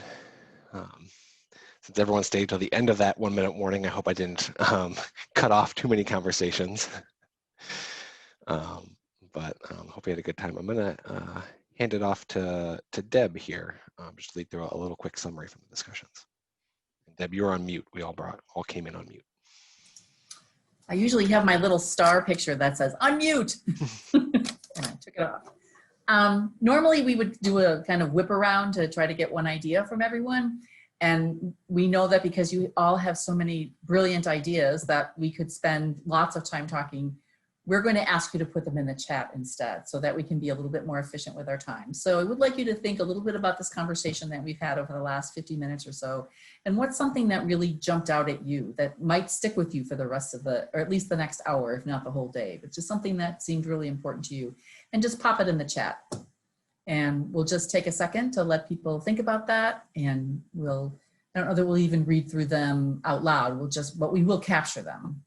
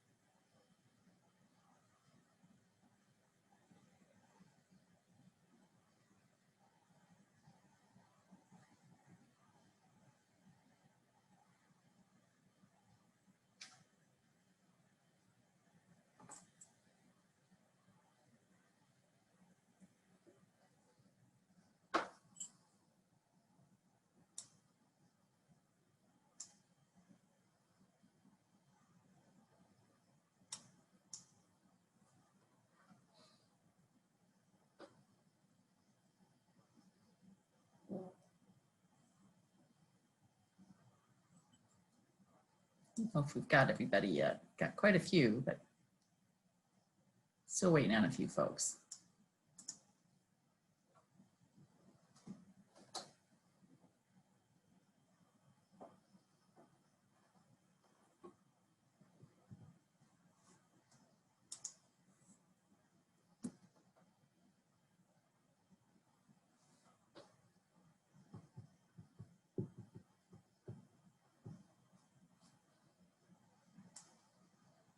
We need another minute for folks that are still pondering, and then we'll wrap up, Alex.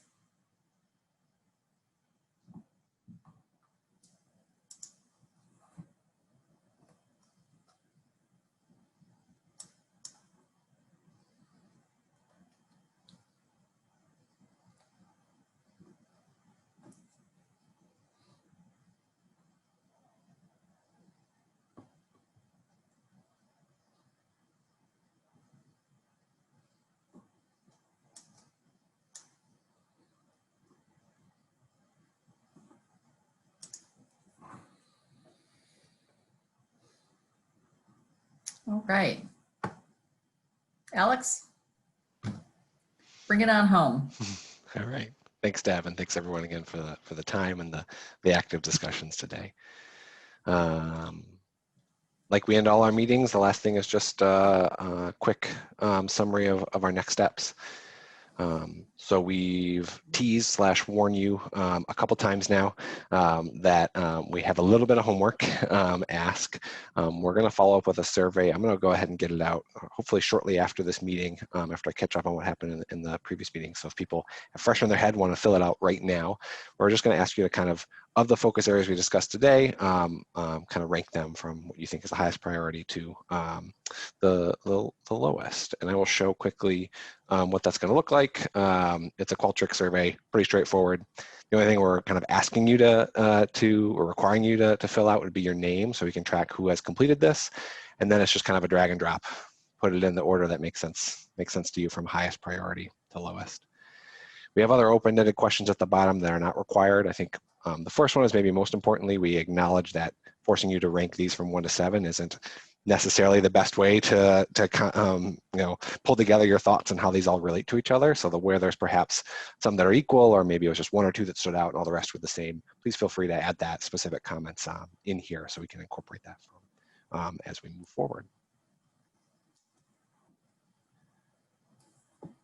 Other than that, we're going to kind of follow hopefully this similar process for the next 3 meetings. So look in early January for another focus area document, this time in the area of engagement. So engagement with the campus community and with the community at large around us on issues of sustainability.